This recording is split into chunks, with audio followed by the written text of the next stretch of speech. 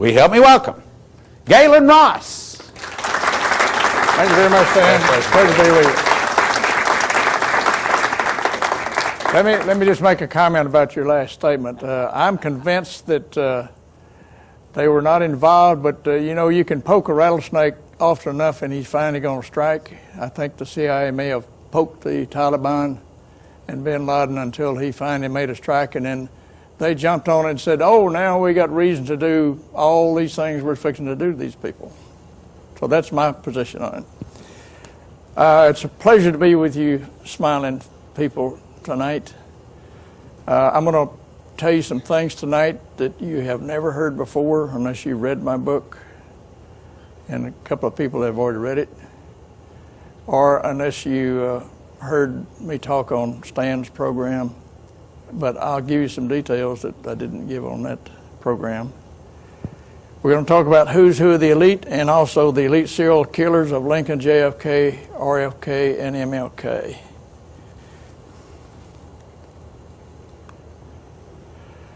The first book is Who's Who of the Elite, members of the Bilderbergs, Council of Foreign Relations, Trilateral Commission, Skull and Bone Society. Let's first of all talk about the Council on Foreign Relations. It was founded in 1921 by the group of people that attended the Paris peace talks, and they felt a need to create an organization within the United States to control foreign policy as well as domestic policy. So in 1921 is when they were founded. It was first made up of citizens or the residents of the New York area only. It was later expanded to Washington, D.C., and then in the last 15 or so years they set up committees throughout the United States in the major large cities of the United States, and they call them committees, but they're all part of the Council of Foreign Relations. A member of the Council of Foreign Relations is a member for life unless they violate some of their rules. One of the rules is, and I'll discuss in just a second, but, well, it's just,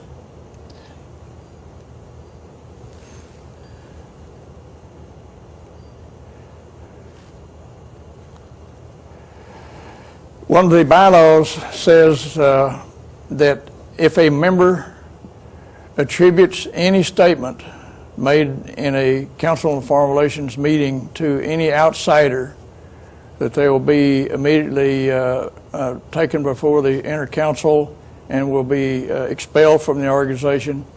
It's really worse than that. They will very likely be fired from their job, whatever it is, because they control everything.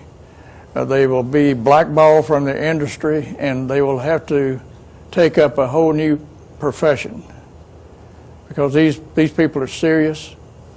They're probably just as bad or worse than the mafia.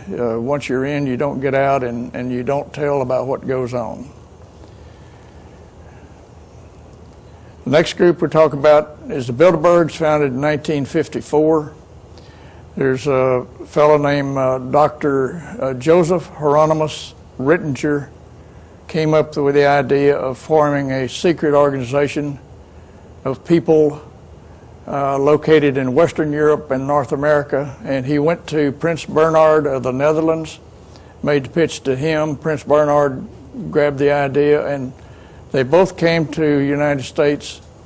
They met with people like Averell Harriman, David Rockefeller, and General Walter B. Smith. General Smith at that time was director of the CIA, and he told the two that if they'd come to him first, it'd save them a lot of time, because the CIA was more than happy to fund everything that the Bilderbergs did, and they have funded that operation ever since. Their first meeting was in 1954 in a hotel in Holland or the Netherlands. The name of the hotel was the Bilderberg Hotel, and ever since they have retained that name in their title of their conference. They call it the Bilderberg Conference. And the people that are there, they call them attendees. They say there are no members. That's not true because they have a steering committee and an executive committee. They have members of those committees. They meet regularly. And so they make a lot of statements that are not true, but that's one of them that they made. It's made up of people from Western Europe, United States, and Canada. The attendees are typically kings and queens and monarchs of Europe, heads of state in these countries, heads of the media, mainstream media, CEOs of the largest corporations in the world. They also include people in the military, people in our government, State Department, finance, bankers. And when they meet, the Bilderbergs is the most secret of the three groups. One example is when they met in Switzerland several years ago. They met there were 3 hotels on top of a mountain. And the only way to these hotels was a one-lane road up the mountain. And they stationed a security guard with a submachine gun about every 500 yards up that mountain on that road. 3 days before the attendees arrived, they sent special teams in to check all of the buildings for video or audio monitoring devices or bugs to make sure that they were not being listened to. All the guests in the hotel had to leave. They never booked guests during the times that the Bilderbergs are there. All the employees have to leave. They bring in their own cooks and waiters and security people. And the country in which they meet must furnish the primary security for their meetings.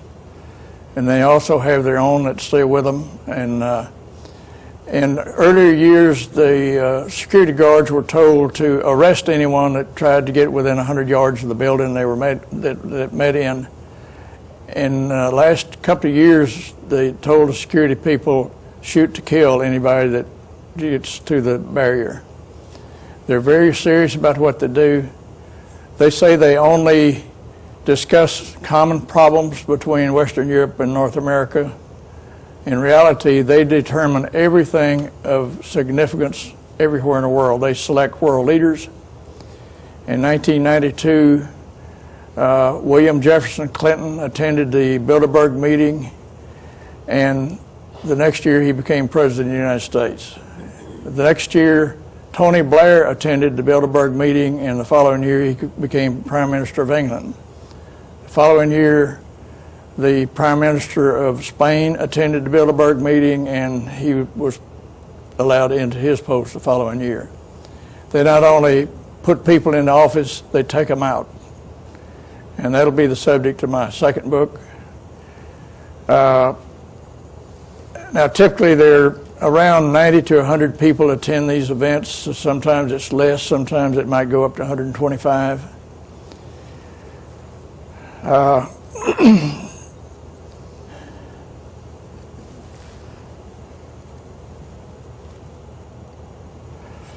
Next group I'll talk about is the Trilateral Commission. It was founded in 1973 by David Rockefeller.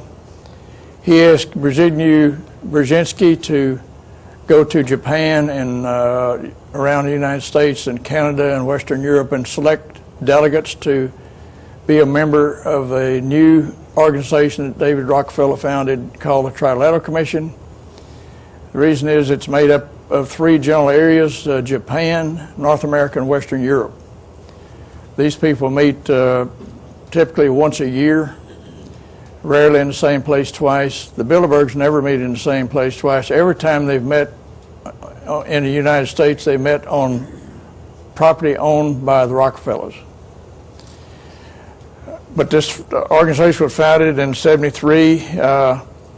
In that time, David Rockefeller was aware that the 15 largest banks in the world, where Japan was included in this secret group. In the last meeting, there were 96 delegates from the U.S. and Canada, 157 from Europe, European Union or Western Europe, and 75 from Japan. Now, the object of these three secret organizations, there's only one object, and that is to form a one world government. When George Herbert Walker Bush was president, he stated in several of his speeches the term New World Order. Anyone that really knows what they're doing will never, within the elite, never use the term New World Order again. Because when they do, the audience eyes open up, they sit on the edge of their seat and become very attentive. They have substituted a new generic term, and they call it global. Anytime they use the term global union, global architecture, global economy, global market, that exactly equals New World Order. So don't let them fool you.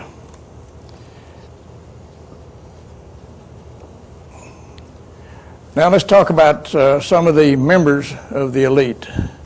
And in my book, I list all of the members from about 1992 to the year 2000 of all three secret organizations.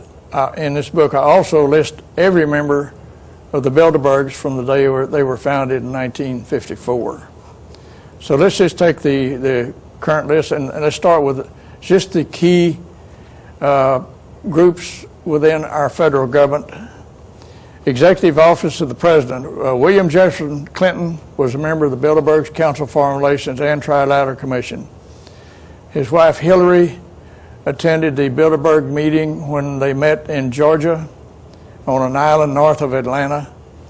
Her name did not appear as on the official list of attendees, but there was a Patriot member there with a still camera with a photo lens, and he took a picture of Hillary getting out of a limousine as she entered the building where the Bilderberg meetings were held. Now, why do I say that they don't always list everybody as attendees? One of my major sources of information on the Bilderbergs is my partner in Germany. He's fixing to publish Who's Who of the Elite in the German language.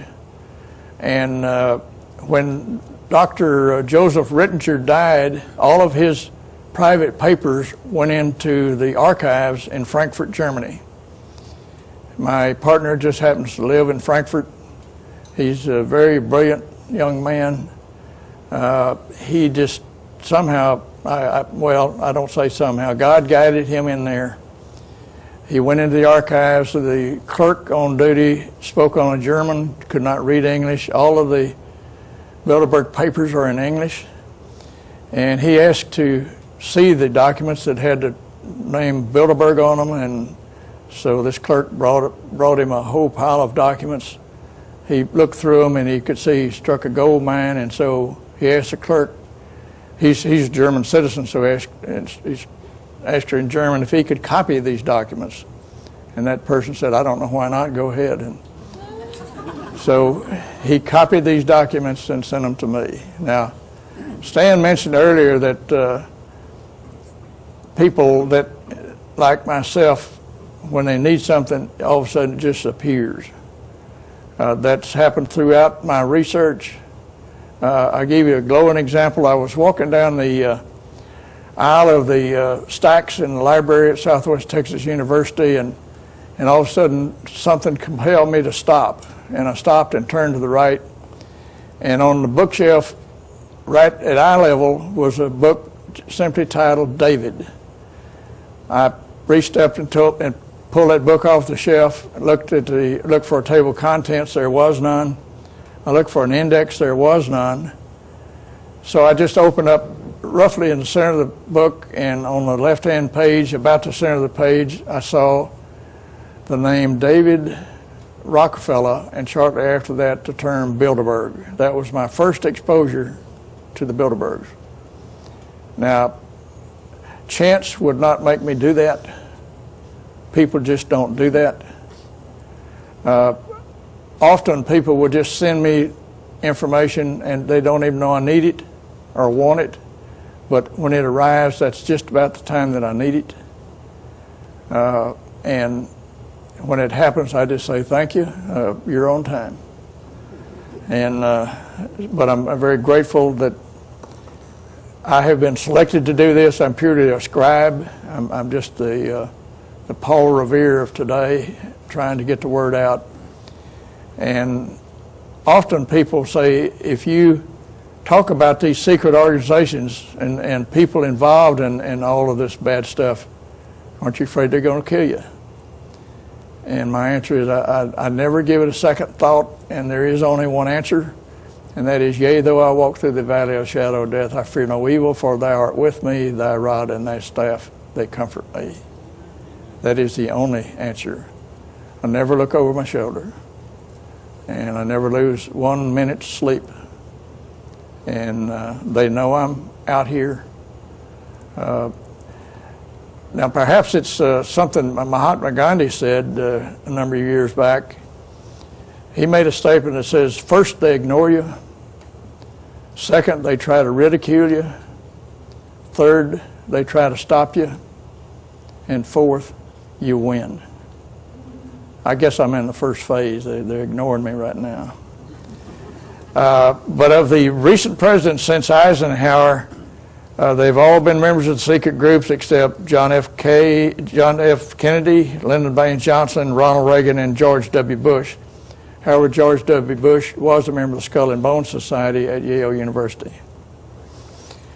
Now, every director of the Central Intelligence Agency has been a member of these secret groups. In fact, John Deutsch was a member of all three groups. And every Secretary of Defense has been a member. Donald Rumsfeld, our present Secretary of Defense, attended at least 2 Bilderberg meetings, and that's in my book. But you can see Robert Strange McNamara was a member of all three secret groups, and the Vietnam War was called McNamara's War. And in his book and several times on television in public appearances, he has stated that, in all honesty, he could have and should have stopped the Vietnam War 4 or 5 years before it did. But he didn't have the power or the courage or whatever it was to confront the insiders. He didn't say insiders, but he said I couldn't confront them and say that we needed to stop it. But he was really talking about the international bankers who make money off of wars.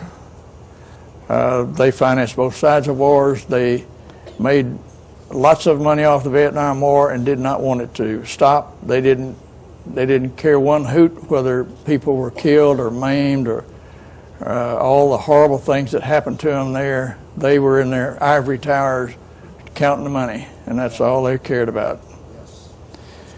Now, the State Department, they absolutely control the State Department because that's where foreign policy is made. General Colin Luther Powell is a member of Bilderberg's and Council of Foreign Relations. Now, when you go in the book to the listing where I list everybody that's ever attended a Bilderberg meeting, the only person that has attended every Bilderberg meeting is a fellow named David Rockefeller. The person that has attended the most meetings after David is a fellow named Henry Kissinger. He's David Rockefeller's left-hand man, and Henry is a member of all three secret groups. He really controls the commerce in China. If you want to do business in China, you must go through Kissinger and Associates. So you've got some really evil people involved in the inner circle of these secret groups. And they go back all the way to probably Woodrow Wilson. They like to control the Treasury Department. There's only the current person, Paul H. O'Neill, that's Secretary of the Treasury, is not a member of the secret group, but within a year he will be a member. That's just the way it works. United Nations, every UN ambassador except 2 in recent years have been members of these secret groups. This is more within the United Nations. back to their point of foundation, they've been controlled. They also control the House of Representatives in our government. Thomas S. Foley was a member of all three secret groups. He was Speaker of the House. The one that took his place was Newt Gingrich. One day, a TV reporter on camera asked Newt if he was a member of the Council of Foreign Relations, and sort of caught him off guard. He said, "Oh, well, yes, I am. You know, back at one time, that was probably a very dangerous group, but today it's just a place where college professors go to read their newspapers and smoke their cigars and have meaningful discussions with their friends." Now, if he'd have said anything different from that or more than that, he would have been kicked out of the Council of Foreign Relations because of that bylaw. You see, Lee Hamilton has been a member of all three secret groups. Lee is a very docile appearing person, but he cannot be docile if he is a member of these all three groups. And that's more in the House of Representatives. They also control the U.S. Senate. Hillary Rodham Clinton, the new senator from New York, I told you earlier she attended Bilderberg meeting in Georgia. John Chaffee is another fairly docile appearing person, member of all three secret groups. Daniel Patrick Moynihan, he seems to be a very nice fella, but he's a member of the Council of Foreign Relations. Now, I wouldn't have thought that we've talked about the executive and legislative groups. I didn't think they would control the judicial, but there are three sitting associate justices of the Supreme Court that are members of the Council of Foreign Relations. Now, the last time there was a vacancy on the Supreme Court, the news media published a short list of the 5 people that were considered to be the next sitting justice. Every one of those 5 were members of the Council of Foreign Relations. There was no outsider at all included. Now, in President George W. Bush's term of office, because of age, at least 2 sitting justices will retire. That'll give him an opportunity to put 2 more people on the Supreme Court. And if you look at history, there's a 99.9% chance that the next 2 sitting justices will be members of the Council of Foreign Relations. That'll give them absolute control of the Supreme Court. Now, why would they want to control the Supreme Court? Now, let's say that if I were lucky enough to file a suit against an organization and the Bilderbergs or Council of Foreign Relations Trilateral Commission were involved, and it finally got up to the Supreme Court, guess which way they would lean? Do you have any doubt? Now, they could not do what they want to do unless they absolutely control the news media. I have pages and pages of people in newspapers and news magazines, but the people that are known by almost everyone are those on television, so let's just look at those. Primarily the anchors, David Brinkley is a member, Peter Jennings, Diane Sawyer. Now, Diane Sawyer is not only a member of the Council of Foreign Relations, but she's a member of their board of directors. Gary Cutley, Barbara Wawa Walters, George Will, Leslie Stahl and Ed Bradley of 60 Minutes, Marvin Cab, Dan Rather, Roland Evans, Jesse Louis Jackson, Bernard Cab, Frank Sesno, Carl T. Rowan, Tom Brokaw, John Chancellor, Elizabeth Drew, Irving R. Levine, and Jim Lair. And Bill Moyers is not only a member of the Bilderbergs, but is a member of the CIA. And when Lyndon Johnson was sworn into office on Air Force One, that plane was held on the ground for over an hour waiting for Bill Moyers to come get on that plane to fly back to Washington. They wouldn't do that for just the average reporter, I assure you. They also, for some reason, have a need to get involved in charities and racial groups and religion. And the late Joseph Cardinal Bernardine of Chicago was a member. Elaine Chao, president of United Way, is a member. Benjamin Hooks, Hooks, the executive director of the NAACP, John Jacobs, president CEO of the National Urban League. They also control the labor unions. Again, people just send me information, and I have a list of every member of the CIA in one particular year. I believe it was 1986. And on that list is a fellow named George Meany. George Meany was not a member of one of the three secret groups, but it was a member of the CIA. Was president of AFL-CIO from 1955 to 79. The fellow took his place. Lane Kirkland became president of AFL-CIO from 79 to 95. He's a member of the Council of Foreign Relations and Trilateral Commission. And his secretary-treasurer all during his term of office was Tom Donahue, who was also a member of the same groups. You have Leonard Woodcock, president of the United Auto Workers Union. Now, if you wonder why they're dumbing down our kids, the Albert Shanker is a member of the Trilateral Commission, president of the American Federation of Teachers Unions.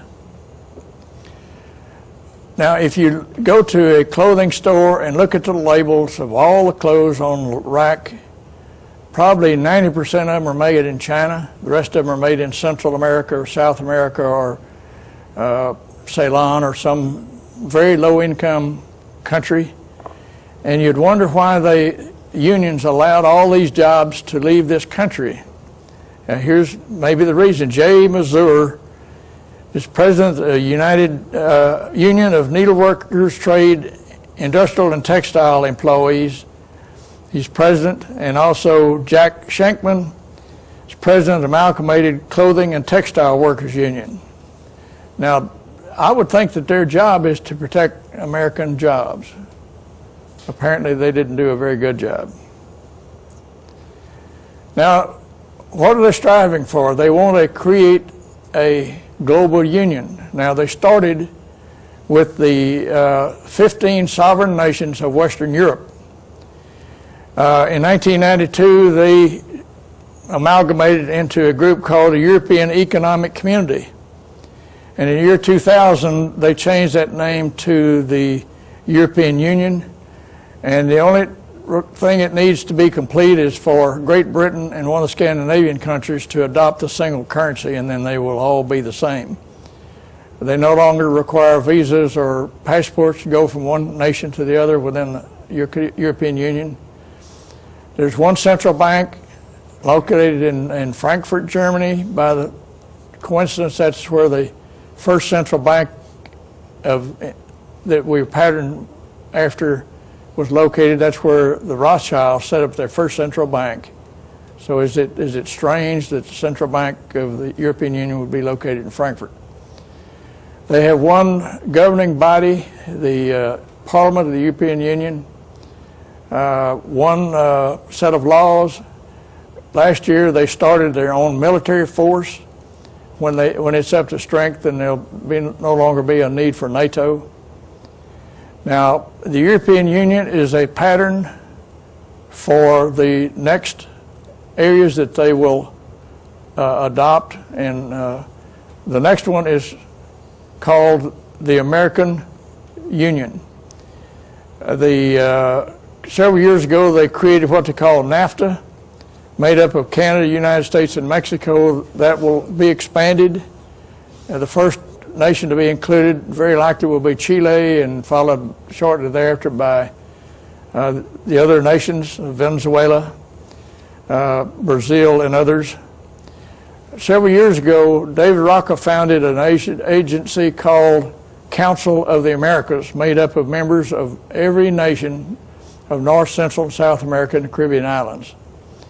By the year 2005, they will change the name then to the American Union.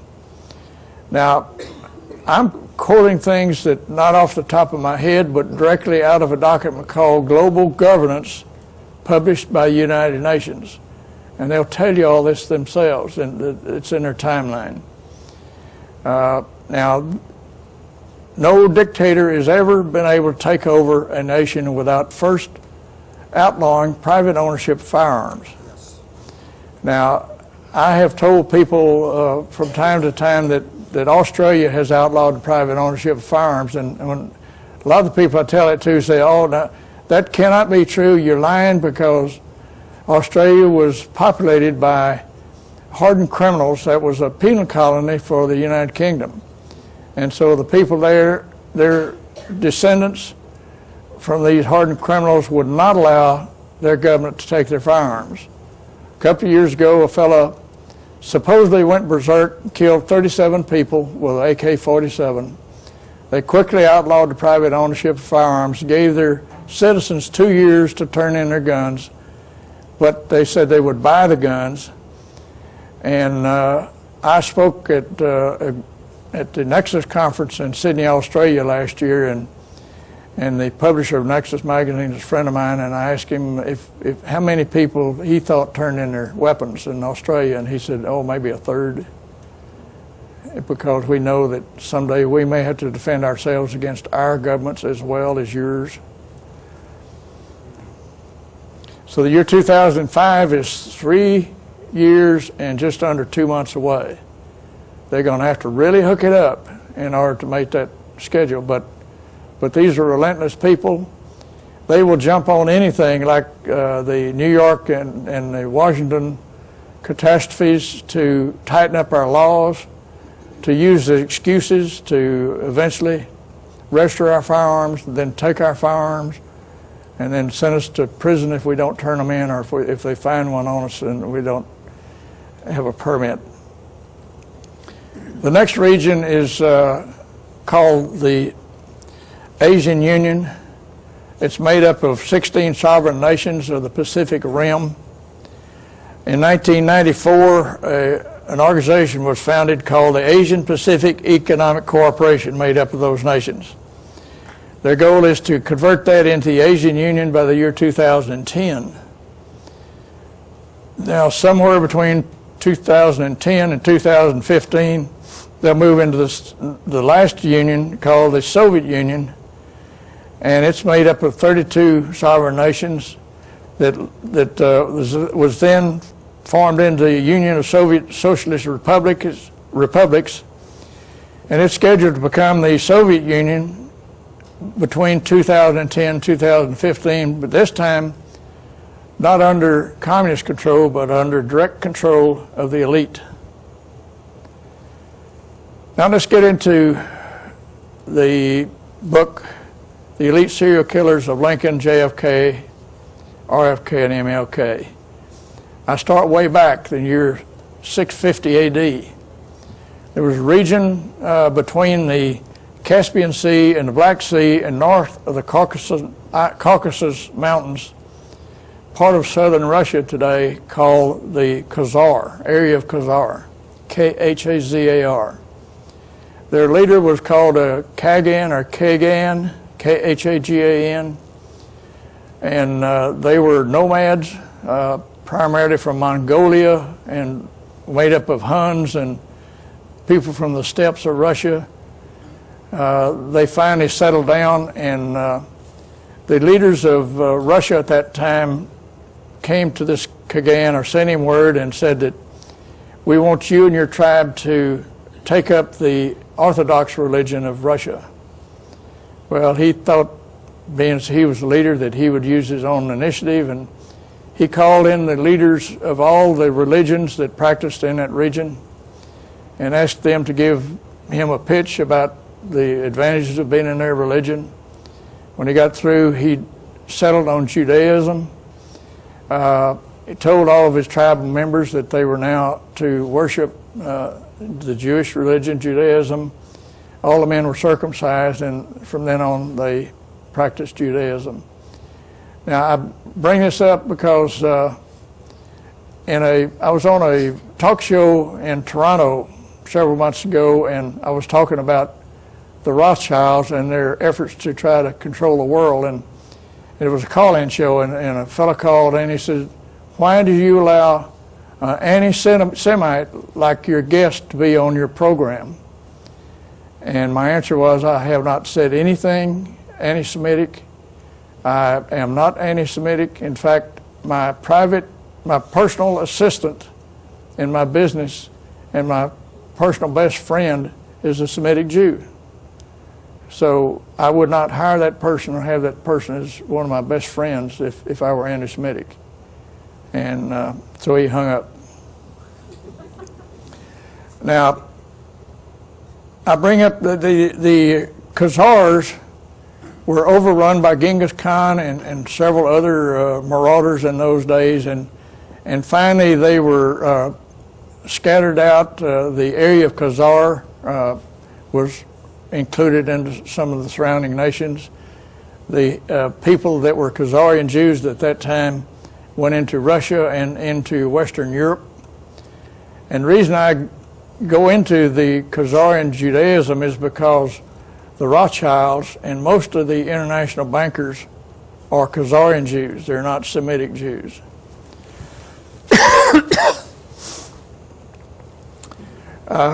And the Khazarian Jews are not descendants of Shem. They are not members of the 12 tribes of Israel. They're simply a group of people that in 640 decided to become Jews. That's all they are. And I'm not saying there's anything wrong with the Khazarian Judaism or Semitic Judaism or any other religion. I'm just giving some facts that might be interesting to you. Now, the first family to be called Rothschild, back in 1744, there was a fella that had a goldsmith shop in a building. There was a 3-story building. He and his family lived on the 2nd and 3rd floor, and his place of business was on the 1st floor. It was a goldsmith shop. His name was Bauer, and his eldest son was Meyer Amschel Bauer. When he was about 15 or 16 years of age, he went to work in the Oppenheimer Bank and quickly learned the art of money. And he stayed with them a couple of years and then finally went back to Frankfurt and joined his father in his business, only he took up his products were rare coins and collectibles. And so when a member of the royal family would come in to buy a rare coin, for example, he'd say, well, being you're a member of the royal family, I'll give you a 10-15% discount. Now, send your friends in. And after a while, he'd say, if you'll introduce me to your finance minister on the king's staff, then I'll give you another bonus. And then when he got in contact with the finance minister, he said, if every time the king needs money, if you'll borrow it from me, I'll give you a kickback. And also from about 1760 on, well, let me step back. In those days, almost everyone was illiterate. And so if you wanted to go up to a place of business, you went to a symbol over the door, beside the door. There might be a fish or a deer's head or a sword or a sailing ship or something like that. Over the door in front of the building owned by the Bears was a simple red sign. In German, that is pronounced Rothschild or Rothschild. Some people say that Rothschild or Rothschild translates into red shield. That's not true. My German partner, I asked that specific question, and his comment was, it simply means red sign. So as people would have a need for some gold trinket, they would go to this building, look for the red sign, and as they walked in the door, they'd say, is this the house of Rothschild? Or is this the place where the red sign is where I can buy gold products? It didn't take long for the elder Bayer to drop the name Bayer and acquire the name Rothschild. So the first son to be called Rothschild was Meyer Amschel Bayer Rothschild. He had 5 sons and 7 daughters. In those days, and it could be true today, but when there was an inheritance, the daughters of the family never got anything. It always went to the sons. and the eldest son was always in charge of the family. Meyer Amschel Bayer schooled his 5 sons in the art of money, and when they were of age and had learned a trade, he sent them out to the financial capitals of Western Europe and set up their own central banks with headquarters there in Frankfurt. And that's how the name the name Rothschild got started. I told you they financed all wars. There was a newspaper called the Labor Leader, published on December 19th, 1891, on the subject of the Rothschilds. And in case you can't read it, I'll read it for you. It says, "This blood-sucking crew has been the cause of untold mischief and misery in Europe during the present century, and piled up its prodigious wealth chiefly through fomenting wars between states which ought never to have quarreled. Wherever there is trouble in Europe, wherever rumors of war circulate and men's minds are distraught with fear of change and calamity, you'll be sure that a Rothschild is at his game somewhere near the region of the disturbance." So they knew back then that they financed all wars. They financed the French Revolution, they financed the Bolshevik Revolution, World War I, World War II. In fact, they made a big pile of money when Napoleon was at Waterloo. Back in those days, the Rothschilds had the finest intelligence organization in the world. And so they had a spy overlooking the Battle of Waterloo. And in London at the stock exchange, they had bonds that they called consols. But the price of the console was based on the outcome of the Battle of Waterloo. And if Napoleon had won, that meant the power of Europe would be in the hands of the French. If he lost, the power would be in the hands of the Great Britain. So the people trading on the stock exchange were betting one way or another, and Nathan Rothschild had his usual post there on the floor, and so his spy could see that Napoleon was fixing to lose. So he got on his speedy horse and rode to the coast, got on a fast sailing ship, sailed over to England, got on another speedy horse, rode to London, told Nathan that Napoleon was fixing to lose the war. Now the people on the stock exchange were always trying to break Nathan's code. He would use signals. And so he gave a signal, maybe flipped an ear or something, and everybody thought that meant either buy or sell. Well, they figured out then that in fact, there was a statement made that probably Napoleon won, and so the price of consols went to the bottom. And when they got down to about a nickel on the dollar of their former value, Nathan gave another signal. All of a sudden, his agents on the floor bought up all the consols, and 10 hours later, the news came through that Napoleon had lost. The price of consols skyrocketed to the ceiling. When they hit the peak, the Rothschilds sold out, and so this was very common. They controlled everything. In fact, every morning of the week at 9 o'clock, there's a company called N.M. Rothschild, Nathan Meyer Rothschild, that happens to be located in the city of London, and they, every morning at 9 o'clock, they establish the price of gold worldwide. Now, if they set the price of gold, can you imagine that they tell their agents around the world that we're going to raise the price or we're going to lower the price, and so they buy and sell based on this insider information? You bet they do. Let's talk about the War of Independence when the United States decided to split from the United Kingdom. Thank you very much. The Rothschilds had been trying to set up a central bank in United States, and at one time they were granted a 20-year charter. When that expired, they failed to renew that charter, and but they were having troubles setting up their central bank, and so the Rothschilds formed a group. They were great at forming secret groups. In this case, they formed a group called the Knights of the Golden Circle.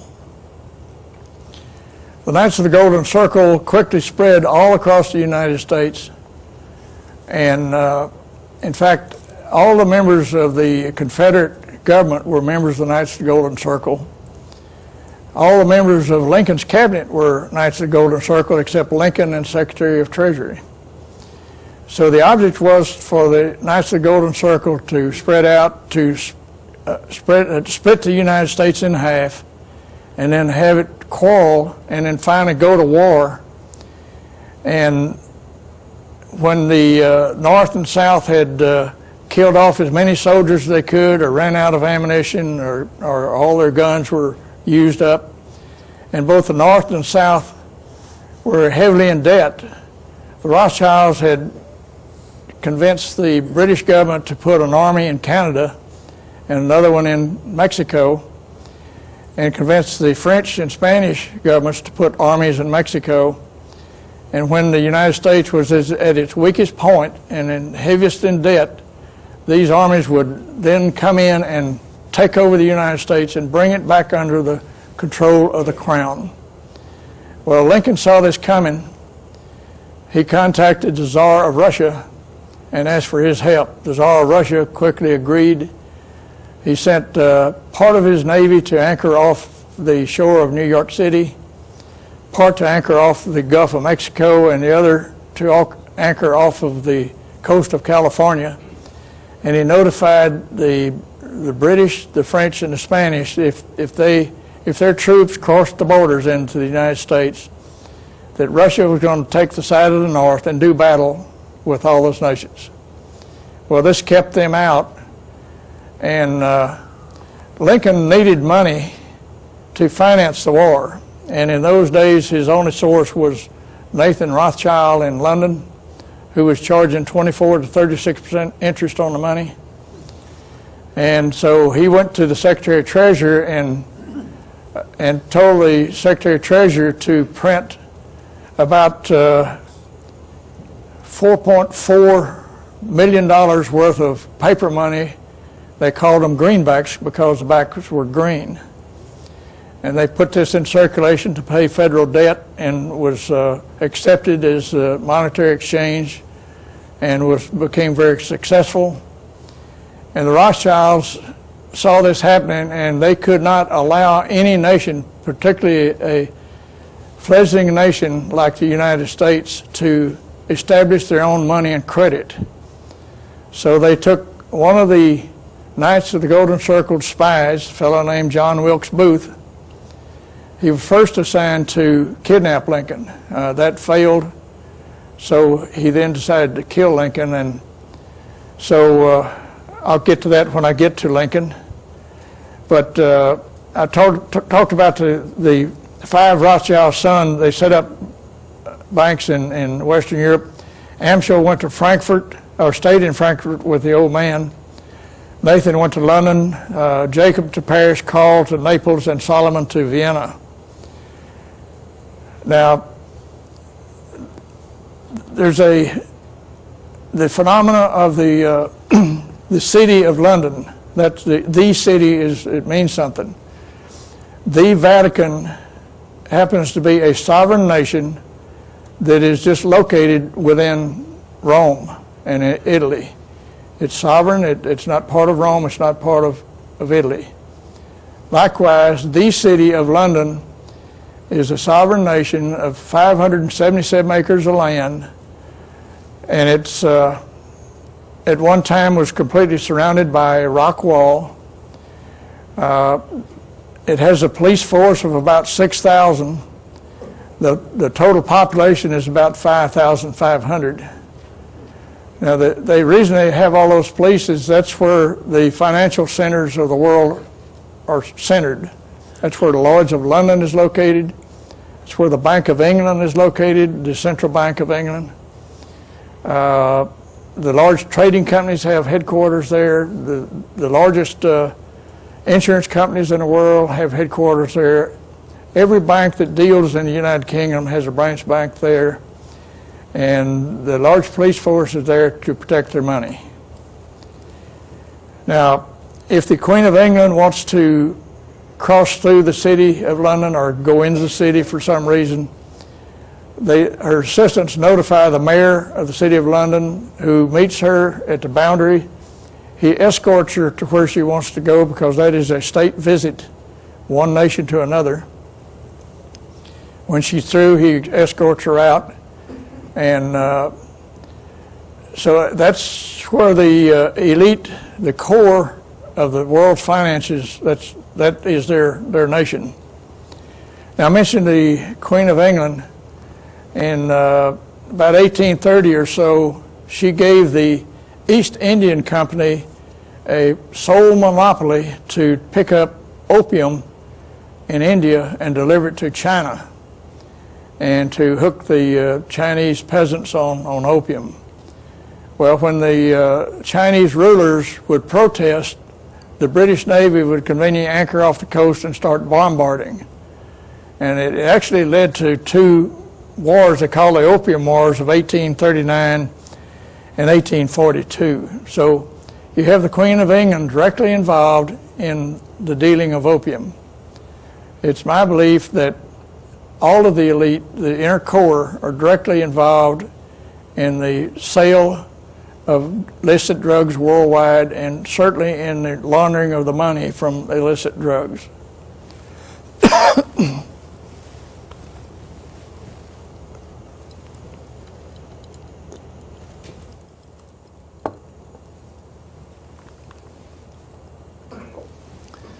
Now let's get into Abraham Lincoln.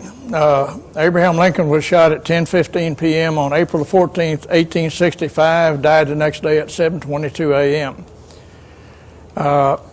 He and his wife and Clara Harris and Henry Rathbone were sitting in the president's box in the Ford Theater to see the play Our American Cousin.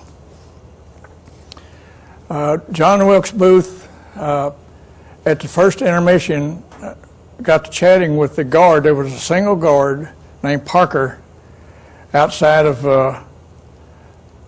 Lincoln's booth, and he was there to guard Lincoln, but John Wilkes Booth asked him to go join him at the saloon next door and have a drink, and he left enough money on the table for that guard to spend the night, rest of the evening drinking, and he never returned to his post.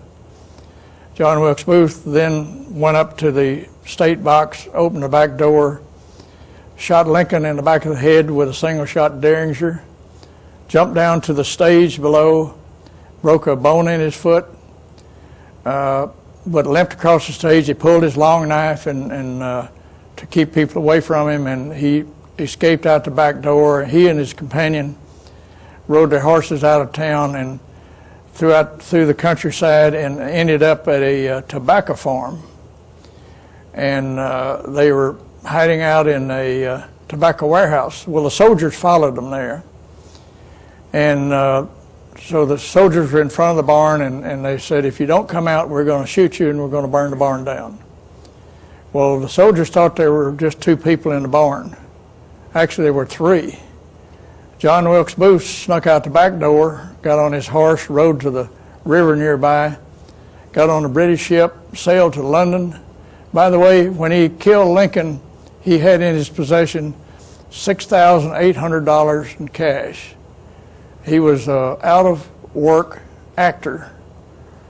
About 3 weeks before he killed Lincoln, he was in London to pick up his money from either the Rothschilds or agents of the Rothschilds. And so he sailed to London. From there, he probably picked up his retirement money and sailed to Bombay, India, where he spent the next 14 years, died of natural causes, 14 years after he killed Lincoln. Now, the person that killed Lincoln, they got these two soldiers that they'd shot, and the one they called, John Wilkes Booth had red hair. Booth had raven black hair. And there's a lady named Izola Forrester that wrote a book. She happened to be John Wilkes Booth's granddaughter. She had a desperate need to know the truth about her grandfather. So she did heavy research for a number of years and wrote a book, a 500-page book on the subject. And I have a copy of that book, and that's where my Lincoln information comes from. And I'm convinced that that's real fact. She found a number of witnesses that said the person killed and went into John Wilkes Booth's grave had red hair. And many other witnesses, and of course she knew that her grandfather had black hair. And that'd be a simple thing if they exhume that body and do a DNA test, and I'm sure Izola Forrester has living relatives. They could prove that real quick if anyone cared. No one cares. That's right. Now, why did they kill Lincoln? Because the main reason, he created the greenbacks. And if that would have been successful, all the other nations of the world would have thought that was great, so they'd print their own money and put the Rothschilds out of business. And so they couldn't stand that, so they had Lincoln killed. Now, Secretary Chase printed about $450 million worth of greenbacks, and I'll talk about that again when I get to JFK. Before we get into JFK, let's talk about CIA and mind control. Right after World War II, both the Russians and the U.S. government were very interested in acquiring the German scientists, particularly the rocket scientists and aerospace engineers. They also were very interested in picking up the German doctors that were heavily involved in mind control experimentation. And so there's a fellow named John J. McCloy that at that time was High Governor of Germany. And so for these 760 of these Nazi scientists finally came into the United States, but they had to first submit resumes along with a request for a visa. All the first requests with their real history on it were rejected. So John J. McCloy and his staff took all these resumes, they whitewashed them, resubmitted them, and everybody was approved to be an immigrant. This was on Operation Paperclip by the CIA. Now, the CIA used hypnosis. They used all sorts of mind-controlled drugs like Rohypnol and scopolamine and LSD. They used stun guns, cattle prods, sleep, food, and light deprivation. They would then take a person and tape their eyelids open and expose them to high-intensity light. They would expose them to high-intensity sound.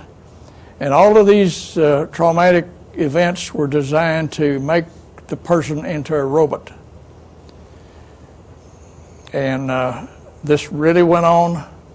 In fact, there were Senate hearings in 1977 about these experiments, and the then director of the CIA was present at those hearings, and they asked him, they said, we would like all the documentation on the mind control experiments, and the director said, I'm sorry, all the records were destroyed in 1975.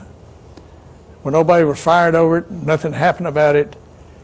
Now, I was curious about getting records from the CIA, and a friend of mine told me, again, just as I needed something, a friend said, all you got to do is send a $35 check and a letter of request to Freedom of Information to the CIA, and they'll send you 3 CDs in a set.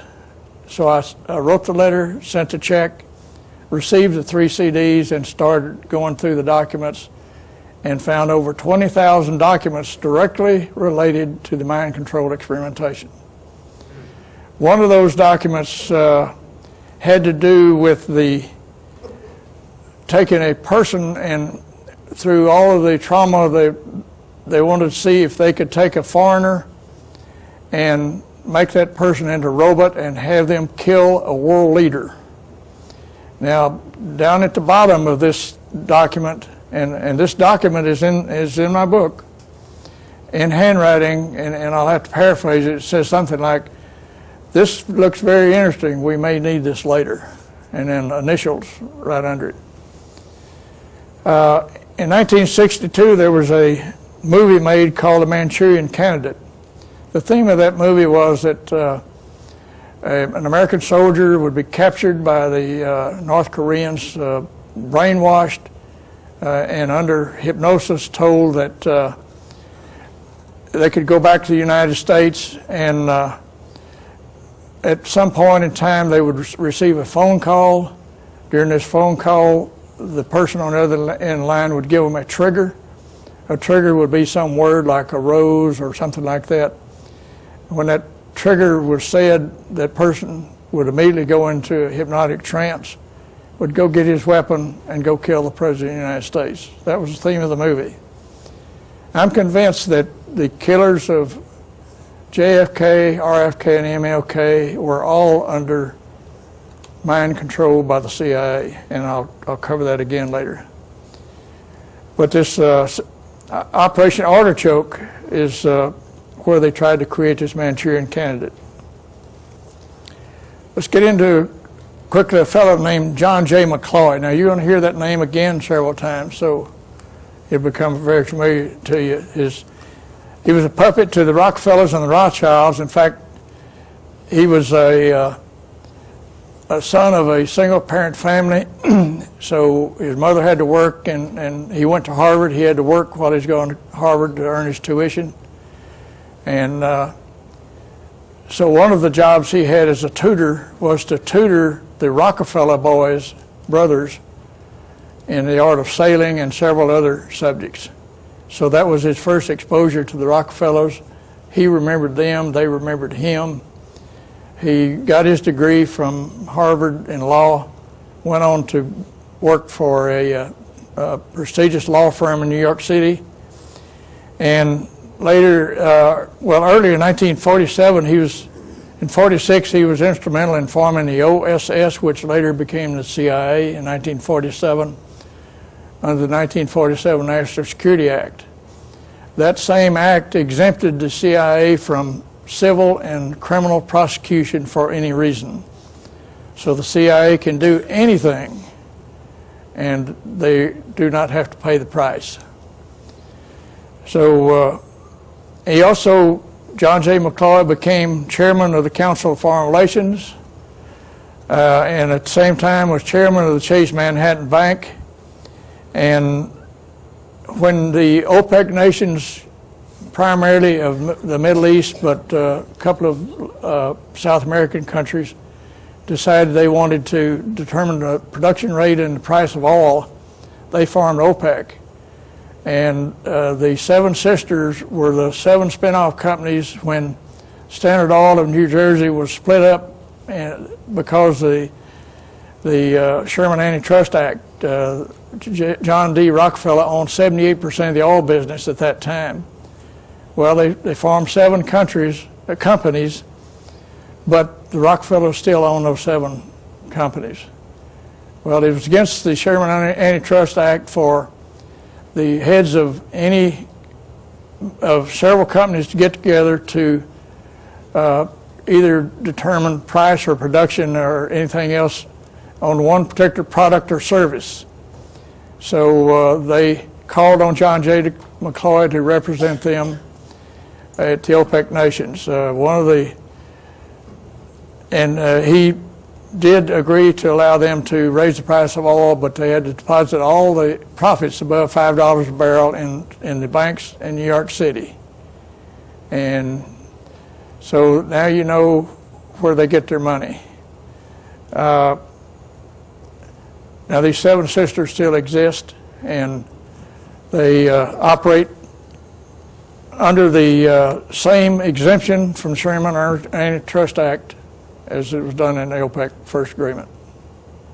Now, John J. McCloy, as he represented the Seven Sisters, it was against the Sherman Antitrust Act for the groups, any heads of corporations to get together to sell the same product or service to collude against the customers or sources. And so John Jay went to the Attorney General at the time and got special permission to exclude he and the executives of the 7 oil companies to get together and negotiate with the OPEC nations. That exclusion remains in effect today. If you wonder why the price of gasoline or oil or whatever goes up and down all together, you know that they plan all of this. They establish regions. It's all it's just still a grand monopoly. They just do it under 7 or maybe it's 5 names by now because there's been some consolidation. But as John J. McCloy was negotiating with the OPEC nations, let's say that the price of oil was $5 a barrel. He told them that he would allow the OPEC nations to increase the price of oil, but every penny above $5 a barrel would go into a 30-year CD, certificate of deposit, in the major banks in New York City, primarily Chase Manhattan Bank, Morgan Guaranty Trust, Citibank. And so as they have sold billions and billions of barrels of oil, they've collected gazillions of dollars over and above that $5 a barrel, and all this went into these CDs and the major banks. And there's a banking practice called, it's a reserve practice, which says that each bank must retain 10% of their capital in reserve against bad loans or whatever, but they can loan 90% of the capital out at interest. But you can imagine this gazillions of dollars deposited in these banks.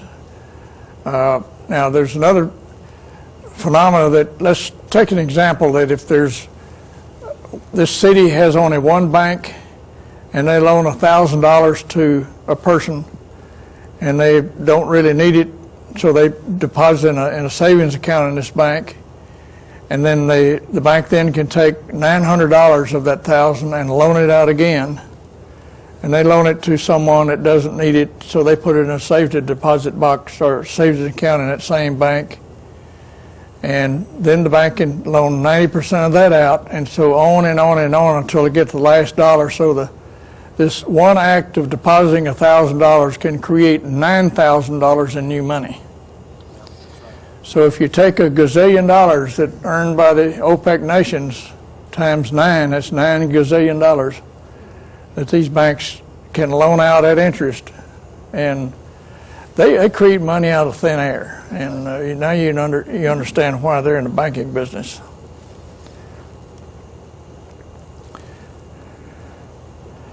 Now let's get into Lyndon Baines Johnson, the news media, Texas, Dallas, and the Johnson's private lawyer. Lyndon Baines Johnson was directly responsible for murdering over 12 people in the state of Texas. And I've got 12 listed here, and I'll cover some of them, not all of them. But he would go to Cliff Carter and tell Carter who he wanted killed, and Mac Wallace was his #1 shooter. And Mac Wallace would just go down and kill him or poison him or whatever it took to do it. But let's talk about the first person, a fellow named Henry Marshall. Henry Marshall worked for the Agriculture Department, and he got a wind of a kickback scheme and a scam that Billy Saul Estes had worked up, where he was involved in cotton allotments. And so Henry Marshall also found out that Billy Saul Estes was kicking back to Lyndon Johnson and was fixing to blow the whistle. So Lyndon simply told Cliff Carter to send Mac to Texas. So Mac Wallace came down to Texas, followed Henry Marshall out on his farm. Now the official story is that Henry Marshall stopped his truck got out and put a hose in the exhaust pipe, put it in the cab and roll the window up, and got in there and breathed the exhaust fumes for a while, and that wasn't doing the job, so he whacked himself on the head, and so he got out and said Shazam, and the hose disappeared, and he took a .22 bolt-action rifle off the gun rack in the cab and held it out his arm length and shot himself 5 times in the side with a bolt-action rifle. And the coroner verdict was he died of suicide. And it took the Marshall family a year to ever have that investigated, and they had a hearing. By then, Lyndon Johnson was dead, Cliff Carter was dead, Mac Wallace was dead. They, in the hearing, Billy Saul Estes appeared and under immunity stated that Johnson had Carter call Mac Wallace, and Mac Wallace is the one that did the shooting. And so they changed the cause of death on the death certificate from suicide to homicide, but the killers were dead, and so nothing was done of it. The next person on the list is John Douglas Kinzer. Doug Kinzer was pro at a pitch and putt golf course in Austin at one of the parks. Well, Mac Wallace's wife had left him and gone to Austin and to live with her mother. And Doug Kinzer was sleeping with Mac Wallace's wife. He was also sleeping with a lady named Josepha Johnson, who was Lyndon Johnson's sister.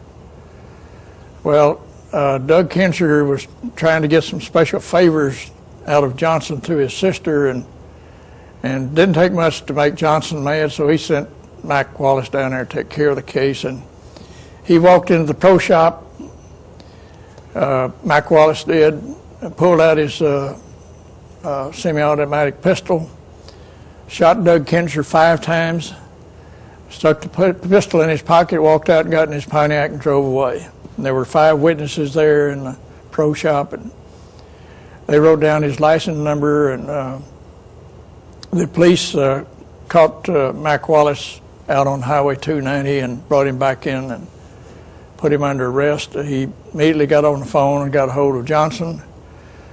Johnson called John Coffer, his private attorney. Coffer showed up. They had a very quick trial.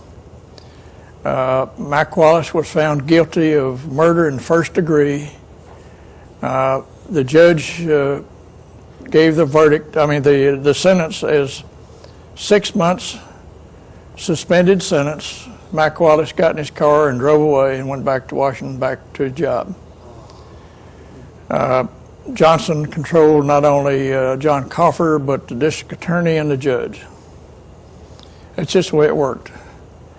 The next person on the list is a black lady named Dale Turner. There's a lady named Madeline Duncan Brown wrote a book titled Texas in the Morning.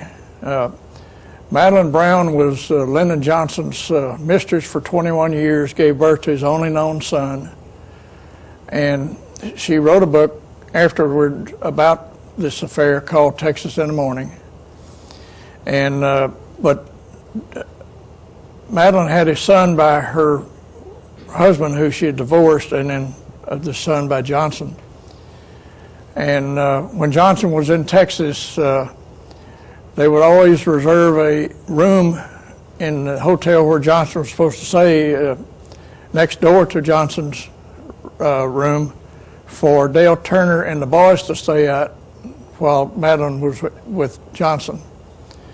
Well, in this one particular occasion, Madeline knocked on Lyndon's door, and he came to the door and grabbed her and hugged her and picked her up and was swinging around, and as he turned, he saw Dale Turner looking him right in the eye as she was trying to herd the boys into the room. And so Dale quickly slammed the door. Johnson took Madeline into the room, slammed the door, and says, "Kiss that woman goodbye." Madeline says, "Now wait a minute, Dale she's sort of part of our family. She's been the nanny for my 2 sons for 10 years. And he said, I don't care, kiss her goodbye. And Madeline hoped that he would forget that, but 2 weeks later, Madeline was at work and got a phone call from Dale, and Dale said, emergency's come up, I need to take a day or two off, but I'll be back. And Madeline said, well, just take the boys over to my mother's house, she'll take care of them until you get back, and I hope everything's okay, and I'll see you when you get back. And it was last she saw of Dale Turner. Madeline was talking to Cliff Carter several years later, and she said, you know, I often wondered what happened to Dale. And Cliff said, oh, you didn't know Lennon had Mac Wallace killed Dale. He couldn't stand, he thought maybe she might tell everybody that we were together. And it was just that simple. Next one on the list is a lady named Josepha Johnson. I mentioned her earlier. Josepha Johnson was Lyndon Johnson's sister. She was an alcoholic. She had been to alcohol treatment centers a number of times, was never successfully cured. One of the things she'd do while drunk, she would tell about Lyndon's affairs and his business, and Johnson kept telling her to keep her. Johnson controlled, when he was in the Senate, he controlled the Senate, he controlled the House of Representatives. Very powerful person, and his theory was he would help someone do whatever they wanted to do as long as he got his cut, and it was normally 10%. And it was in cash, never in a check. And Madeline also said that during that time in Dallas, if you wanted someone beat up, it might cost you $5 or $10. If you wanted them killed, it might cost as high as $100. And nobody would investigate it, and they just ought to be killed. That's just where it was. Now, Johnson's lawyer, John Coffer, represented Johnson at the famous Box 13 investigation, where the first office for federal government position that Johnson ran for was for Congress. And in Duval County, all the votes were in Johnson's favor, and except in Box 13 contained the votes that would have made Johnson lose, which would have made him lose that election. And for some reason, that Box 13 disappeared, never to be found. Madeline asked Lyndon one day, he says, Lyndon, what was in Box 13? And he said, Madeline, it's the same thing that's going to be in the records of JFK assassination. There's nothing in those records. And the record's supposed to be released about year 2037 or something like that. But Coffer represented Johnson in the Box 13 scandal. He also represented Billy Saul Estes when Billy Saul had a bunch of fertilizer tanks. And he thought it would be neat to mortgage those tanks. In fact, he would take one tank and mortgage it with maybe 10 or 15 different banks. And got caught and went to trial. But he was kicking back to Johnson, and Coffer was there to make sure that Johnson's name did not come up and that Billy Saul went to prison without uttering the name Johnson. Billy did go to prison, but John Coffer represented him and made sure he pled guilty. Now, Billy Saul's daughter, Pamela, wrote a book titled Billy Saul. And in that book, she said, most people, when they're going to trial, they want to make sure that they have an impartial jury. What they really ought to be concerned with is that they go to trial where there's an impartial judge. Because you can take an impartial jury and the judge can swing that jury any way they want to, and they readily do that. John Coffer also represented Mac Wallace when he killed John Douglas Kinser, and that's how Mac got off so quickly. Now let's talk about President John Fitzgerald Kennedy. He was shot at 12:30 p.m. November 22nd, 1963 at Dealey Plaza in Dallas, Texas. The accused assassin by the Warren Commission was Lee Harvey Oswald, the sole shooter. Supposedly fired 3 shots from the southeast corner of the Texas School Book Depository building on the 6th floor, and was supposedly the only shot.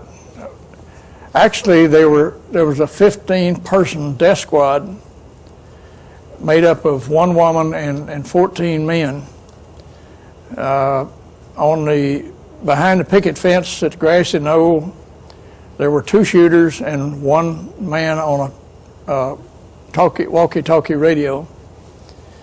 One of the shooters behind the grassy knoll, as he was following the car, didn't notice the street sign, and when he pulled a trigger, it was lined up with a street sign, and it hit that street sign and ricocheted off.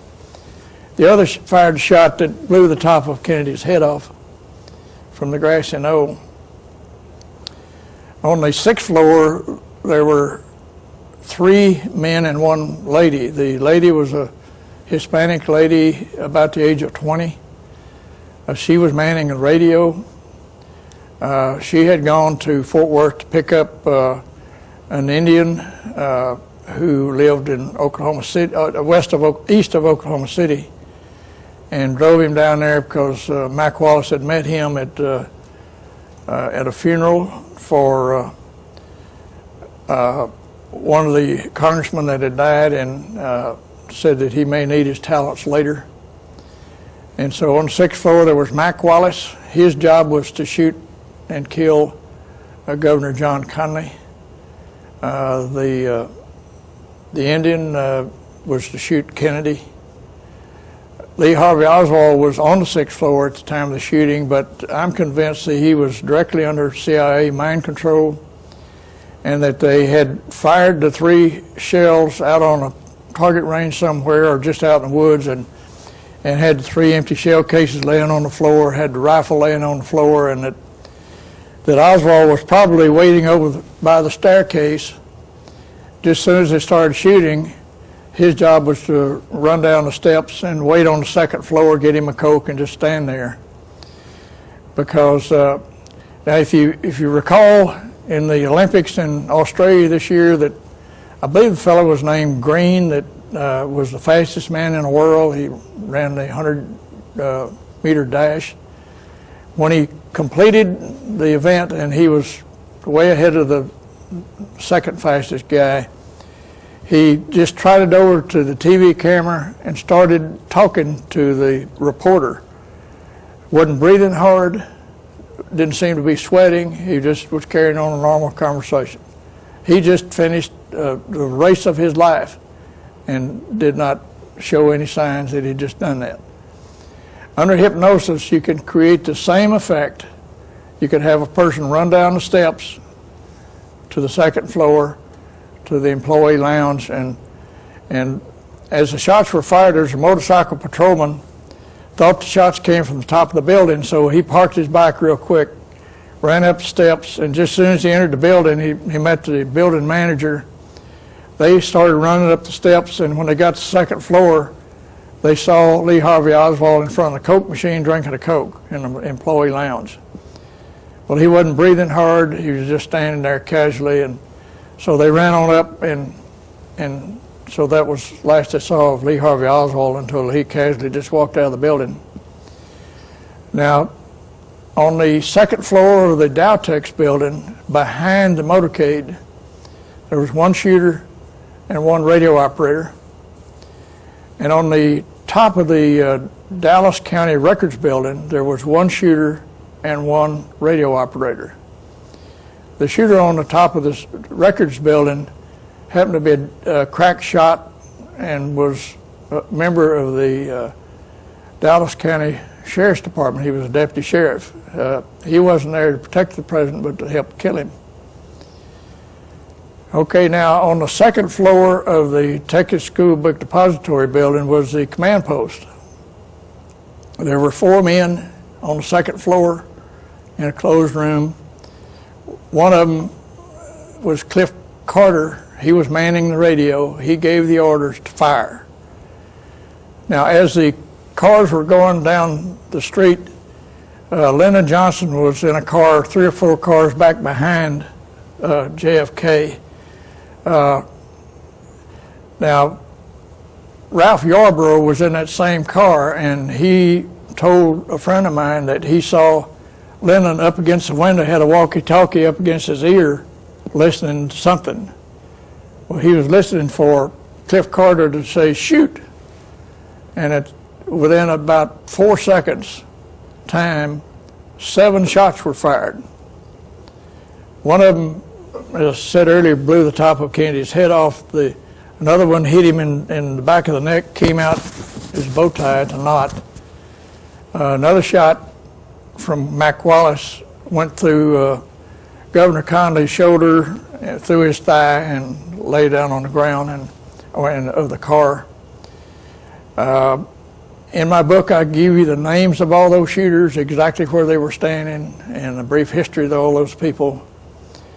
The only person still alive of that 15-person death squad is Ruth Ann, unless the elite have had her killed. And she's the only human being that can tell us whether or not Lee Harvey Oswald even had a gun in his hand that day. And I've recommended in the book that the Justice Department and the Dallas County DA and the Governor of Texas issue a notice to the public that anyone who has direct knowledge of those 3 killings, if they will come forward, they'll give them absolute immunity from prosecution. And that if anyone is in prison or who has ever been in prison has full knowledge and will testify in these deaths, that they will be given a pardon. And so far I haven't convinced the governor to do that. But there are probably at least a dozen people that are still alive that can testify in these cases. Now, the night before JFK was killed, there was a meeting at one of the wealthiest persons in the world's home in North Dallas. His name was Clint Murchison.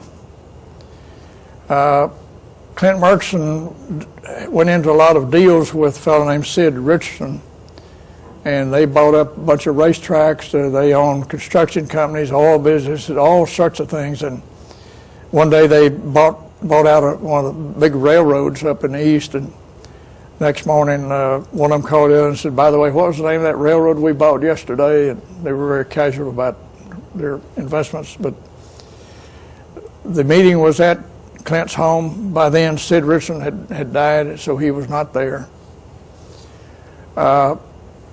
The social event was supposed to be in behalf of J. Edgar Hoover, who was in town, and they were there to honor him. And so J. Edgar Hoover was there. The event started at 8 o'clock in the evening. Madeline Brown was there, the author of Texas in the Morning, and since she's become a dear friend of mine. She was Lyndon Johnson's mistress for 21 years, and he was, wherever he was scheduled to be, she was also invited. So she was invited to Clint Murchison's event. And about 9 o'clock, the front door opened, and Lyndon walked in and said, "Okay, men, it's time for our meeting." And 25 men got up and walked into the dining room. They closed the door. And now, I have 4 sources of this information that are still alive. One of those sources is a mafia associate that I told you earlier, when I need something, there it is. This person contacted me and said, I've heard about you, and I understand that you're a very honest person and that you're trying to collect information. And I know all about the JFK killing, and if you will keep my name private, I'll tell it all. And so I guaranteed that name will never be known. But this person was in the Clint Murchison meeting. He was also on the second floor of the Texas School Book Depository building when JFK was shot. So he's an eyewitness to both events. Madeline was there. She told me in her book she gives a couple of names of the people that were at that event. And right after I met her, someone sent me a copy of her book and said they're looking for an investor. And I read it and I said I'd like to. I'm interested in it. So I became a distributor of that book, and I wanted to meet the author, so I went to Dallas and met her, and so we had several discussions on it, and we became close friends. And so as time went on, she finally one day she said, Gaylon, I've known you long enough now that I know I can trust you, so I'm going to tell it all. And so she told all about the Clint Murchison event, and I have it on video, and probably sometime next month I'll make that video available. But other than the shooters I've talked about, there were at least a half dozen other killers in Dallas, and they were probably downstream from the Dealey in case they missed Kennedy in Dealey Square, that they were to shoot him later. But I have the names of those people in the book. Now, also, the day before Kennedy was killed, there was a meeting of Operation 40 at the Cabana Motel in Dallas. And Richard Milhouse Nixon headed up Operation 40, and the sole purpose of Operation 40 was an assassination squad that was set up to kill world leaders all over the world, and Nixon was put in charge of that. Jack Ruby happened to be at that same meeting. Now, I have a signed affidavit from the driver that picked Nixon up at Love Field, drove him to the Cabana Hotel. After that meeting was over, drove him to Clint Murchison's house, and so I have that evidence. E. Howard Hunt was there, Maritza Lorenz. These other people were CIA operatives. They were there to make sure everything was going all right. Down in Mexico, there was an operation called ZR Rifle, and that was near Mexico City, near Oaxaca, 320 miles southwest of Mexico City, and that's where they had assassination squads in camp there. That they did their rifle practice there, and they were just hanging out, waiting to go on call to go out and kill somebody. Among those was a leader named Patrice Lumumba, and several others were killed by this death squad. Now, I'll tell you a few of the members of the 25 that went in a secret meeting. One of them was a fellow that was High Governor of Mexico, of Germany.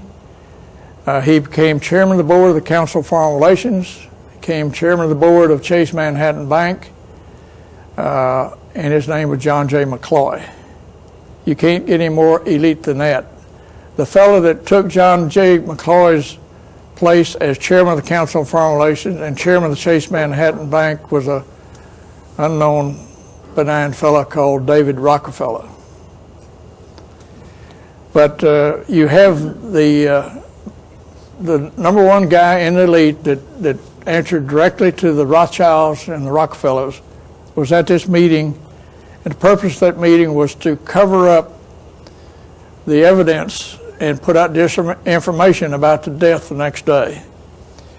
Now, I told you that Cliff Carter was running that meeting, and J. Edgar Hoover was in that meeting, and Cliff said, well, what about the evidence that comes up? And J. Edgar Hoover's comment was, all evidence in this case must come through the FBI. I got it wired. Don't worry about it. And another person that was in that private meeting was a fellow named Carlos Marcello. Carlos was head of the mafia in New Orleans, and over the mafia in several states in that region. And so you have the head of the elite in the same room, sitting around the same table as the head of the FBI and the head of the local mafia, plotting to cover up the killing of the president the next day. And Jack Ruby was also in this meeting. I won't name the others. You need to buy the book to get the rest of them. But also guests at that event, I list all of those. Madeline Duncan Brown was there. I don't know whether I've said it yet, but when Johnson came out of that meeting, he walked over to Madeline, and she thought he was going to say, "I'll meet you at the hotel when I leave here," but what he really said was, "After tomorrow, that blankety blank Kennedy will never embarrass me again. That's not a threat, that's a promise." He said the same statement to her the next day over the phone before Kennedy was killed. Now, from the Murchison meeting, Johnson didn't go to a hotel with Madeline. Instead, he went to an all-night joint in Fort Worth called The Cellar. And I'll talk about that in just a minute. Another person that was not included in the private meeting was Shirley Pauling. She was one of Jack Ruby's strippers. Another one was a lady named Val M. Dr. Brashear was one of the doctors in attendance of JFK at Parkland Hospital. Val M. later married Dr. Brashear. I have a copy of Val M.'s article that she wrote in the Dallas Morning News. She was social editor for Dallas Morning News. And in that article, she mentioned nothing about the Clint Murchison meeting or the social event or anything else. It was a very bland article. Gordon McClendon owned a number of radio stations, including one in Fort Worth and Dallas and several throughout Texas and neighboring states. Dick Canitzer and Don Newberry worked for Gordon McClendon in sales. Helen Thomas is the Helen Thomas that when there's a White House conference or a meeting, Helen Thomas is the representative from United Press International who always asks the first question. That is the Helen Thomas that was at the Clint Murchison meeting. She has never reported that in the United Press International.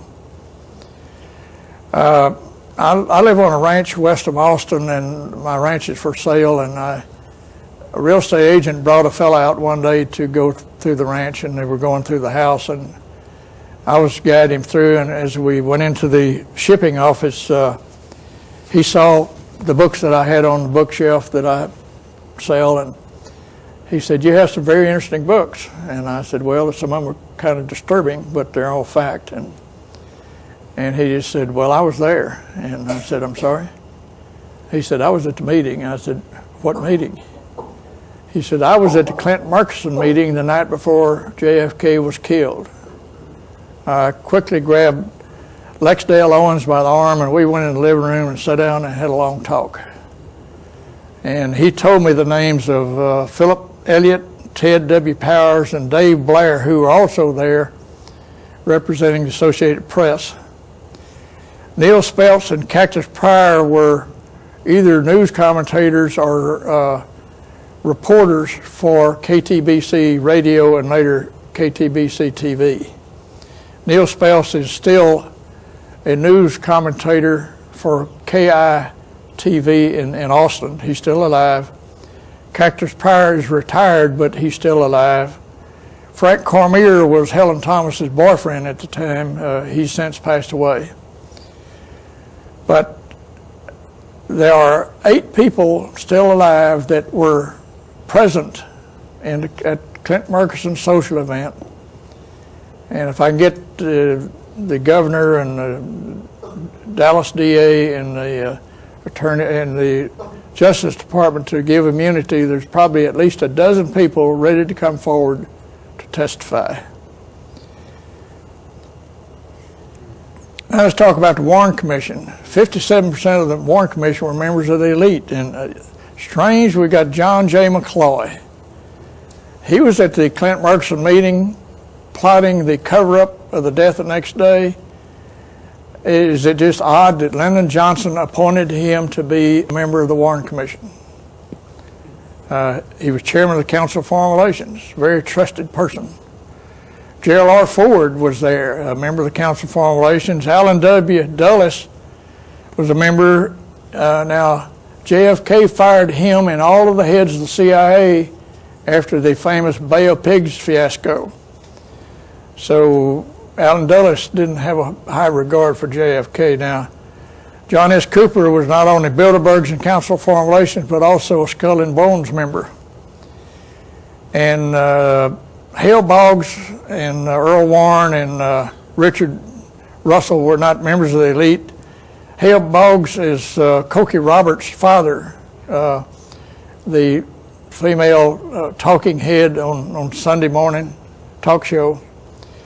Hale Boggs, there was speculation he was fixing to dump on the real truth of the JFK killing, and he died in a plane crash in Alaska.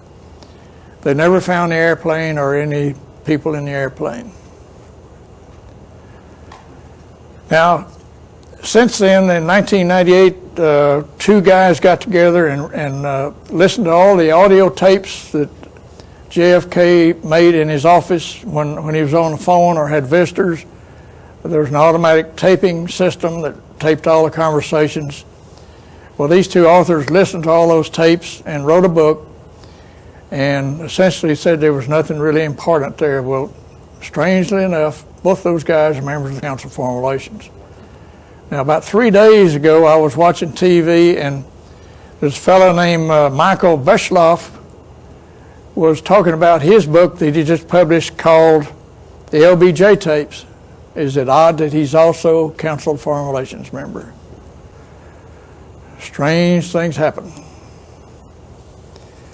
Now, in Madeline's book, Texas in the Morning, she talks about an organization called the 8F Group, and that's simply the number of the hotel room in the Rice Hotel in Houston, Texas, where the big movers and shakers met to play poker and sort of plot against the rest of us. And one of those members was a fellow named John J. McCloy.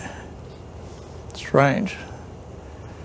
Now, why did he kill JFK? The main reason is he signed Executive Order 11110 instructing the Treasury Department to print $4.3 billion worth of silver certificates in direct competition with the Federal Reserve and their Federal Reserve notes. That's the reason he was killed, the same reason that Lincoln was killed. You're messing with the Rothschilds and their money system.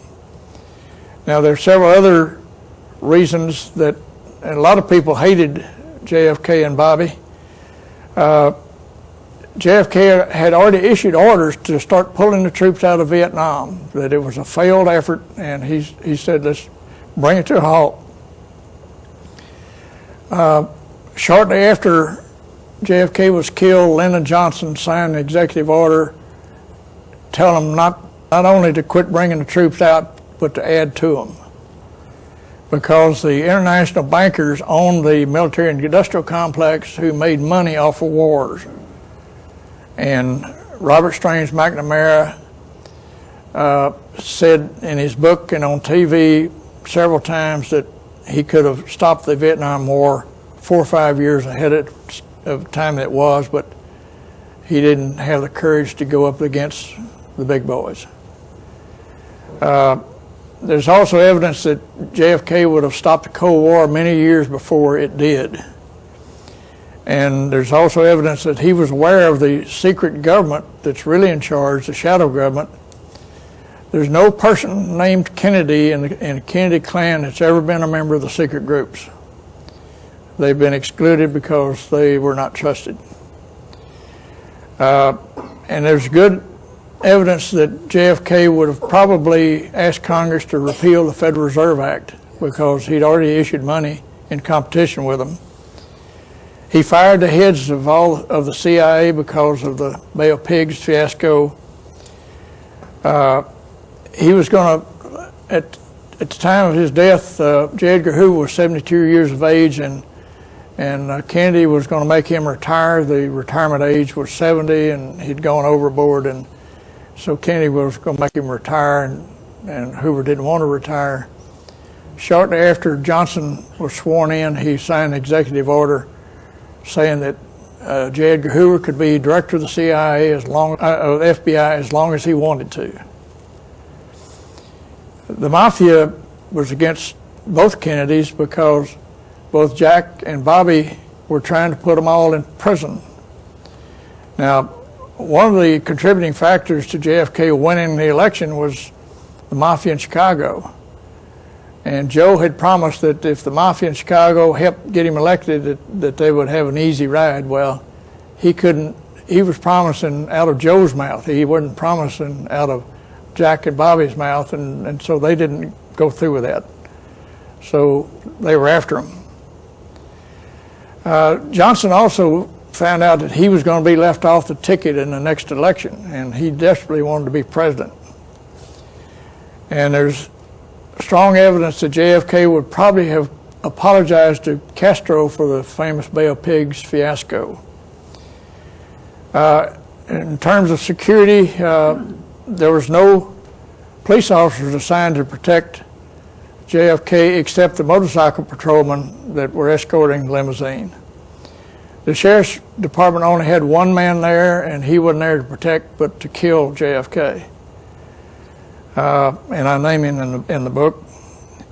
Now, at this cellar that Johnson went to the night of the Murchison party in Fort Worth, almost all the members of the Secret Service were there, and they were given free drinks and free access to women till about 6 o'clock in the morning. So they were not in any condition to protect their president the next day when they should have. Now let's talk about Senator Attorney General Robert Francis Kennedy was shot at 12:15 p.m. June 5th, 1968 in the pantry of the Ambassador Hotel in Los Angeles. Bobby had been there to speak at a rally, and when it was over, he was supposed to go to a fundraiser nearby, and so the quickest way to get to that fundraiser was go through the kitchen and the pantry, and the hotel maitre d', Carl Euchre, had him by the hand, was pulling him through the crowd. When they went through the pantry, there's about 50 people in the pantry, so they had really had to weave their way through. And as they got to the steam tables, Carl Euchre was standing about like this, and he felt someone trying to get past him on the right, and he thought someone was trying to shake Bobby's hand, but all of a sudden, here came a pistol. Sirhan had an 8-shot Ira Johnson 22 caliber revolver, and he started firing it. Well, Bobby didn't have any bodyguards. He had one paid bodyguard named Kennedy, was not a relation, but he was not near Bobby at the time. But standing next to Euchre was Roosevelt Greer and Rayford Johnson. Rayford Johnson was a famous Olympic decathlon winner, black man, and Roosevelt Greer was a black tackle on one of the NFL football teams. Both of them really were strong guys. So when Sirhan started firing, Roosevelt grabbed the hand of Sirhan, started beating it against the steam table, and but Sirhan fired all 8 shots. 4 of them hit people in the crowd. The rest of the shots went into the woodwork or into the ceiling. None of them hit Bobby Kennedy. When Sirhan started firing, there was a fellow standing behind Bobby Kennedy named Thane Eugene Cesar. He was moonlighting with the Ace Security Service. During the daytime, he worked for an aerospace company there in Los Angeles. But both Sirhan and Thane Eugene Cesar were under CIA mind control. When Sirhan started firing, Cesar pulled his 9-shot 22 caliber revolver and started firing. One bullet went through the shoulder pad on Bobby's right shoulder, the jacket, didn't break the skin. The next shot hit him in the middle of the back. No, the second shot was under his armpit and came out his throat. The third shot was an inch behind his ear, and the muzzle of the gun was an inch from his head when it was fired. and all the rest of the shots went into the crowd or into the ceiling or into the woodwork. And I account for all 17 shots in my book that night. All right, now, before Bobby was in the pantry, a number of witnesses saw Sirhan standing off the side in the pantry drinking a cup of coffee with a lady in a polka dot dress. The lady in polka dot dress was there to put either scopolamine or rohypnol into Sirhan's coffee. Now those two drugs are amnesia-inducing drugs. Now every time you have surgery today, you're given, besides the painkiller, you're given a drug to give you amnesia during the time of the surgery. You still feel the pain, but this drug is to make you forget it. So this girl in the polka dot dress was to put one of these drugs in the coffee, and also to give Sirhan the trigger word, so he immediately would become a Manchurian candidate. She probably also contacted Thane Eugene Caesar for the same reason. Immediately after Bobby was shot, as I said, Roosevelt Greer had grabbed him, turned him over to the police, they handcuffed him, and the police said, "Why did you kill Bobby Kennedy?" He said, I guess I did. You say I did. I don't remember. Now, Bashir Sirhan is still alive in Soledad prison, and he is, ever since, has not been able to recall about a 40-minute span of his memory during that time of the killing. He's been under interview, under hypnosis a number of times, and he can recreate every second except for that short period of time. And they've never allowed him to have a second trial.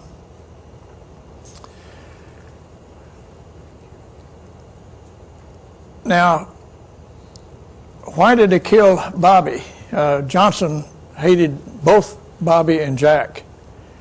And Bobby was his opponent in the '68 presidential race, and probably a 99% chance that Bobby would have beat him out in that election.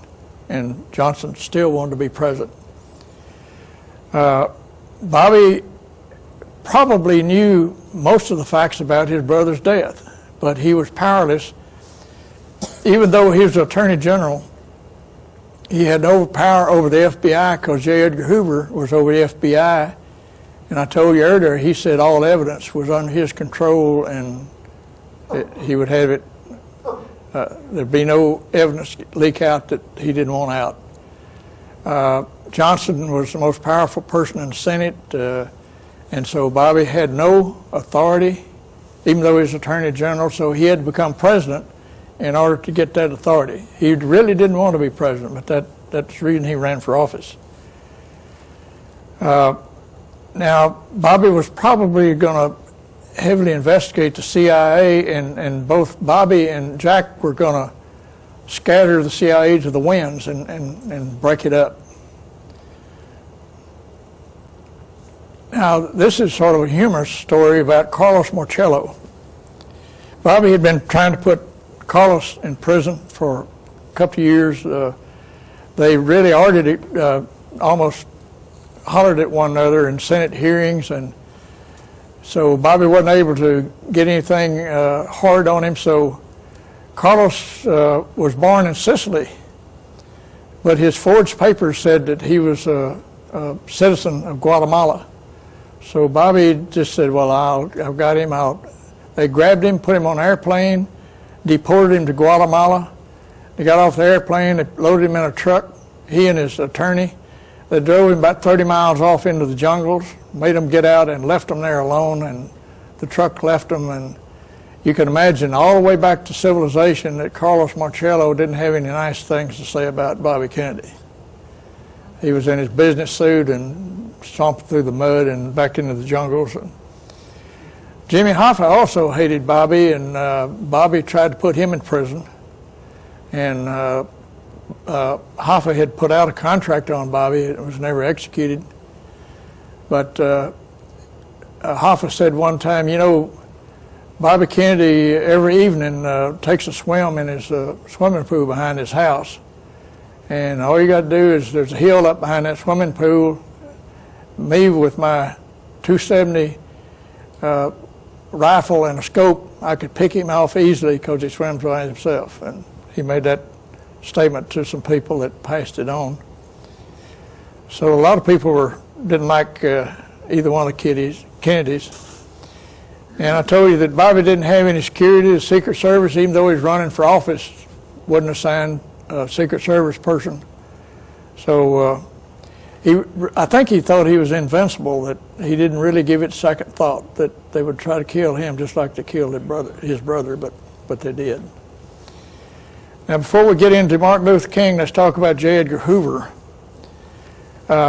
He was Johnson's neighbor for a number of years. And again, as I got to wonder why J. Edgar Hoover hated Martin Luther King so bad. And then I received this document through the mail, and the title of it was Black Like Me.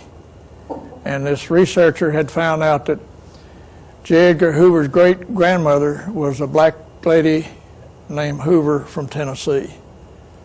And he resented his black blood, and he took it out on the black leaders of that time. And so that's the reason that Hoover was after Martin Luther King. Now, there was the Frank Church hearings in 1976 in the Senate revealed all these things that the FBI was doing to try to intimidate King and to brand him a communist. They would hire a good-looking black lady to be hired into King's office, hoping he would hit on her. They put out disinformation on Reverend King. They said that both white women and black women stand in line to sleep with Reverend King.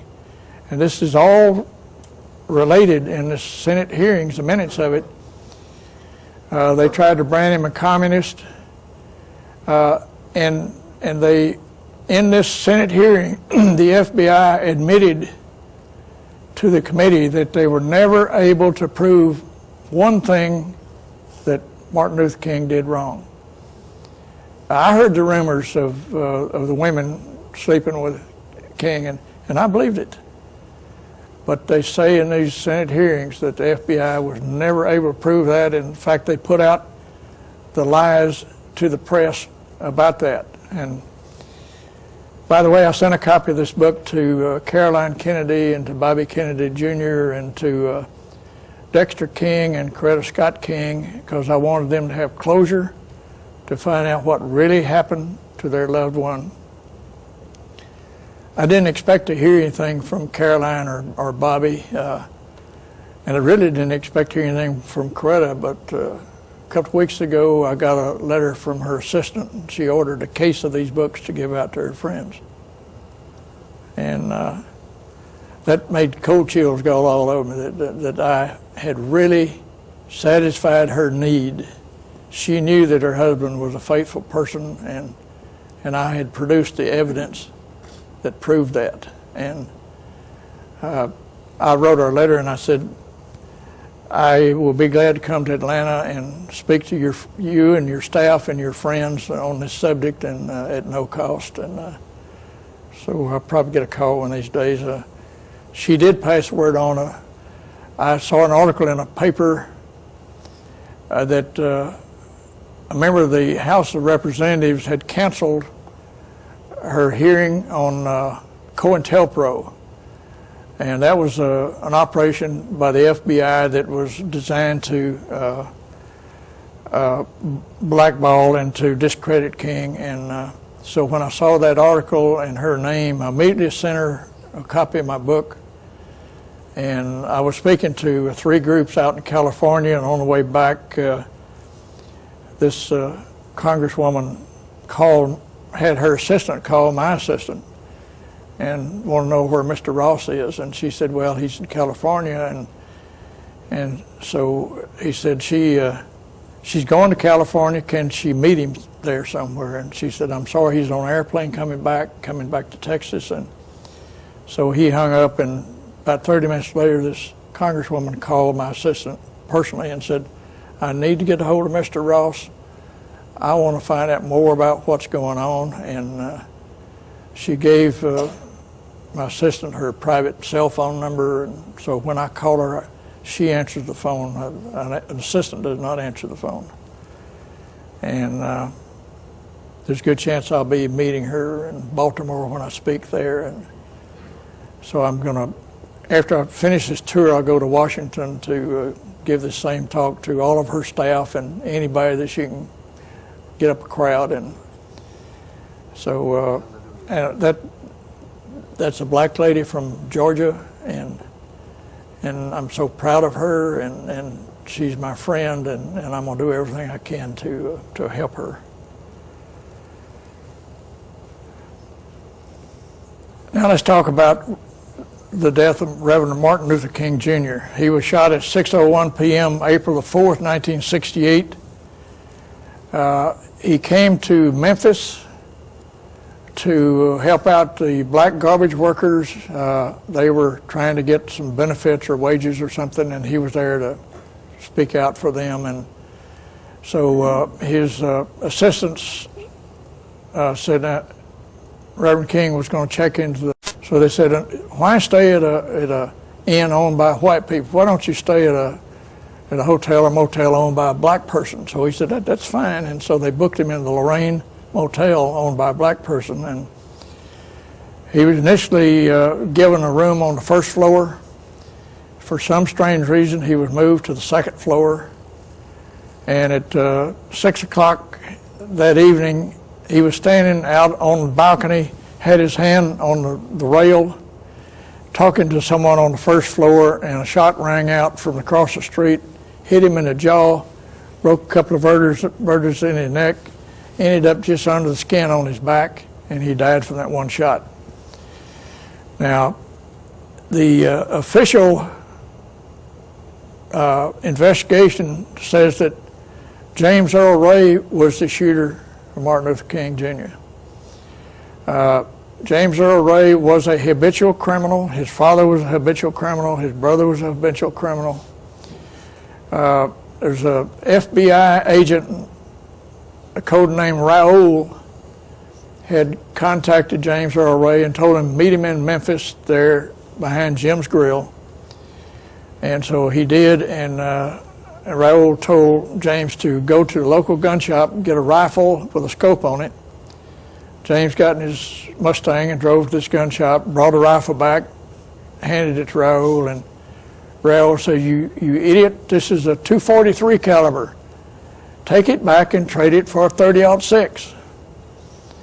Now the distance from the shooter to King was something like 30 or 40 yards. A .243 is just as deadly as a .30-06.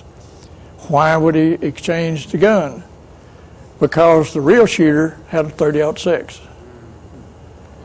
And the law said that James was standing on the rim of a bathtub on the second floor of the flop house above Jim's Grill, shooting out of the window of this bathroom. And again, I was going through the photographs of the Associated Press and just flipping through them, and all of a sudden a photograph appeared, and it was a photograph taken from that window looking at the balcony where King was standing at the time of the shooting. And there was the leaves were off the trees, but there was a tree in the way, and so you could not get a clean shot at King from that window. Now the next day after King was killed, the Memphis Public Works Department came in and cut down all the bushes and trees on that ledge across from the Lorraine Hotel, looking for evidence. Right. They didn't want anybody to see that there was not a clean shot from that window. Now, when the shot was fired, there was a black lady named Betty Scaife that was a waitress in Jim's Grill. She heard the shot and went immediately into the kitchen. She thought something blew up. And as she entered the kitchen, the back door opened, and a fellow named Lloyd Jowers, the owner of Jim's Grill, entered the kitchen with a rifle with a scope on it in his hand.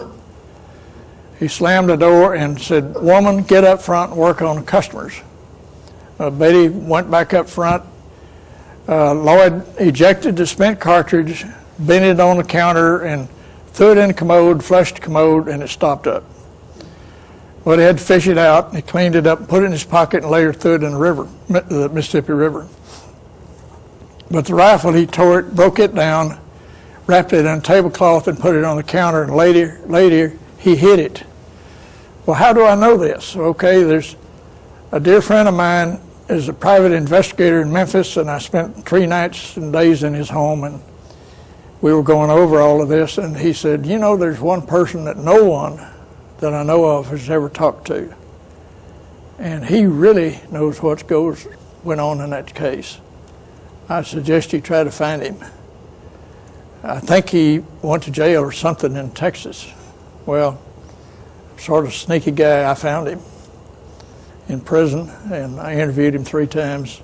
I couldn't get him to go on video, but my friend told me that this fella came to Memphis 2 days after King was killed, and his first job in Memphis was a cab driver for Lloyd Jowers, and they became friends. And in fact, this fellow ended up as vice president of Lloyd Jowers' company. And one of the services that Lloyd Jowers' company provided was they were contract killers in the Memphis area. They'd killed about a dozen people in the Memphis area, Lloyd Jowers and this fellow. And so he said one night Lloyd Jowers and this fellow were out drinking, got skunk drunk, and Lloyd Jowers started bragging to him about being the actual shooter of King and told him where the rifle was. And this fellow, when I talked to him in prison, he says, if you can get me out of prison, now he was only interested in getting himself out. He was in for 30 years on a cocaine charge. He had been caught with a kilo of cocaine and a mandatory sentence of 30 years in Texas. But he wanted me to try to get him out, and he kept holding out. But he said, "Now, if you can get me out, I'll tell you exactly where the rifle is, and I'll tell you everything about it." Of course, he told me, but he said, "I'll do it on camera." And I'm not sure the guy's still alive. I wrote him a letter about a month ago and told him I was trying to get the governor to give him a pardon if he would testify about that case. And I never did hear from him. So I need to call the guy that's in charge of public relations and see if he's still alive, because I have contacted Governor of Texas and tried to get him to issue immunity to witnesses or to issue a pardon for anyone that's been committed a crime if they will produce evidence, and hadn't been able to get him to do that yet. But I'm not the kind that gives up.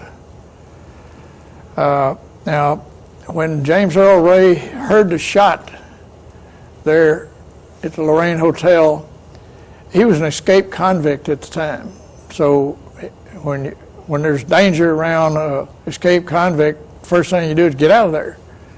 So he hopped in his Mustang and slowly drove away. Well, there was a fellow that he was a law enforcement officer, was hired to be there across the street from Lorraine Hotel up on top of a building. His job was to shoot James Earl Ray after the shot was fired. Just like Jack Ruby killed Lee Harvey Oswald, he was supposed to kill James Earl Ray. And in all 3 deaths, there was a patsy in all those cases. Very similar crime. The reason it is the same people planned all of it. One person wrote the checks to all the killers and all the events, and in my book I give you the check number and the amount of checks that were paid to the killer of Martin Luther King. Lloyd Jowers got $10,000. Carlos Marcello got most of it. There was $1 million contract, and Carlos kept most of it and gave the shooter $10,000. But these are things that happen. Now, this fellow name is Jim Green that was supposed to kill James Earl Ray. He was positioned. He thought James was going to come out of this door over here, and all of a sudden he came out of the door over here. By the time he repositioned his rifle and was ready to shoot, James got away. And James drove to Atlanta. Jim Green followed him to Atlanta, got on the next airplane. They both went to Canada. And Jim missed him by an hour in Canada. He got away and flew to London.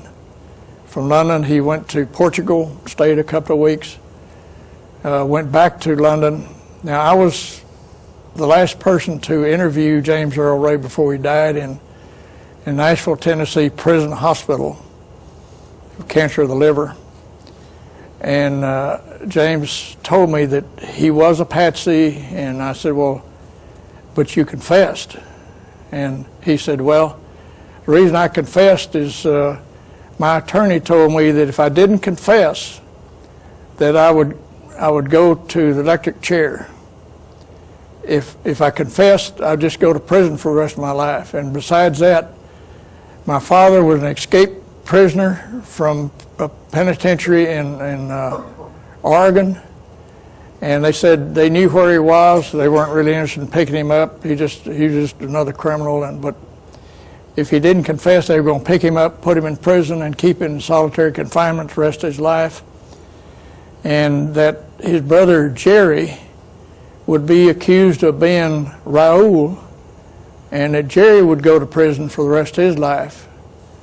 And so James did confess to the murder, and I think it's a week or two later he started his efforts to try to get a retrial, because he confessed under duress, but he was never allowed a retrial.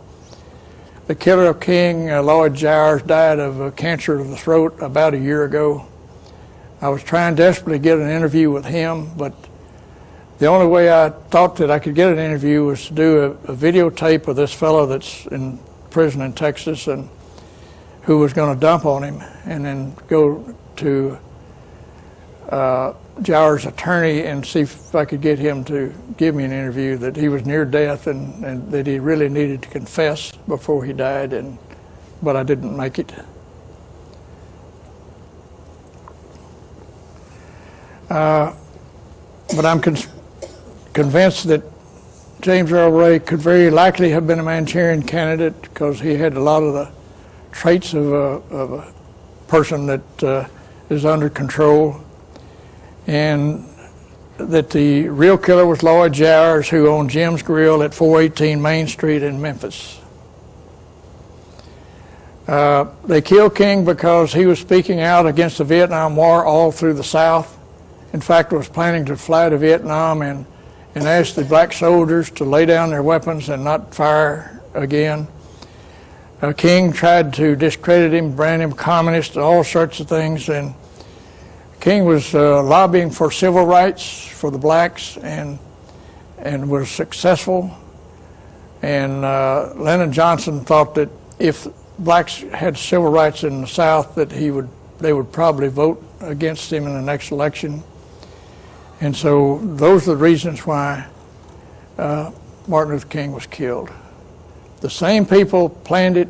The same person wrote the checks for Bobby and Jack Kennedy.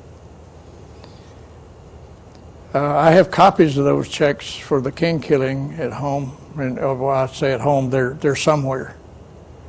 Only my attorney knows where they are. But you have the same conspirators. I have Carla DeLoach. He was J. Edgar Hoover's main assistant. John J. McCloy, H.L. Hunt. And being a private citizen, King had no security. By the way, Frank Holloman, I have him listed as a co-conspirator because he was a ex-FBI agent for, I think, 26 years. He was in charge of Memphis police, and the Memphis Fire Department, which was located directly across the street from the Lorraine Hotel. So he was complicit in that killing himself. And now the CIA had developed chemicals or drugs that you could give to a person that were odorless, colorless, and it would kill them instantly. Why did not they use these chemicals on these 3 men? The reason they didn't is they shot them in a shooting gallery before the eyes of the world, and they did it because they could. Now tonight, I've told you who the elite are and were, and I told you about 4 tragic events that the elite were responsible for. And the reason I'm telling you all of this is because I'm trying to correct history. History is there for us to learn from. And if you can't learn from history, then why do we have history books? And we can't prevent something if the history's wrong. And if now that we know about the killers of these 4 men, if there were revised history, then maybe we could get something changed. And I thank you for coming, and I appreciate your careful attention tonight, and tell everybody that you can see about this story. Thank you very much.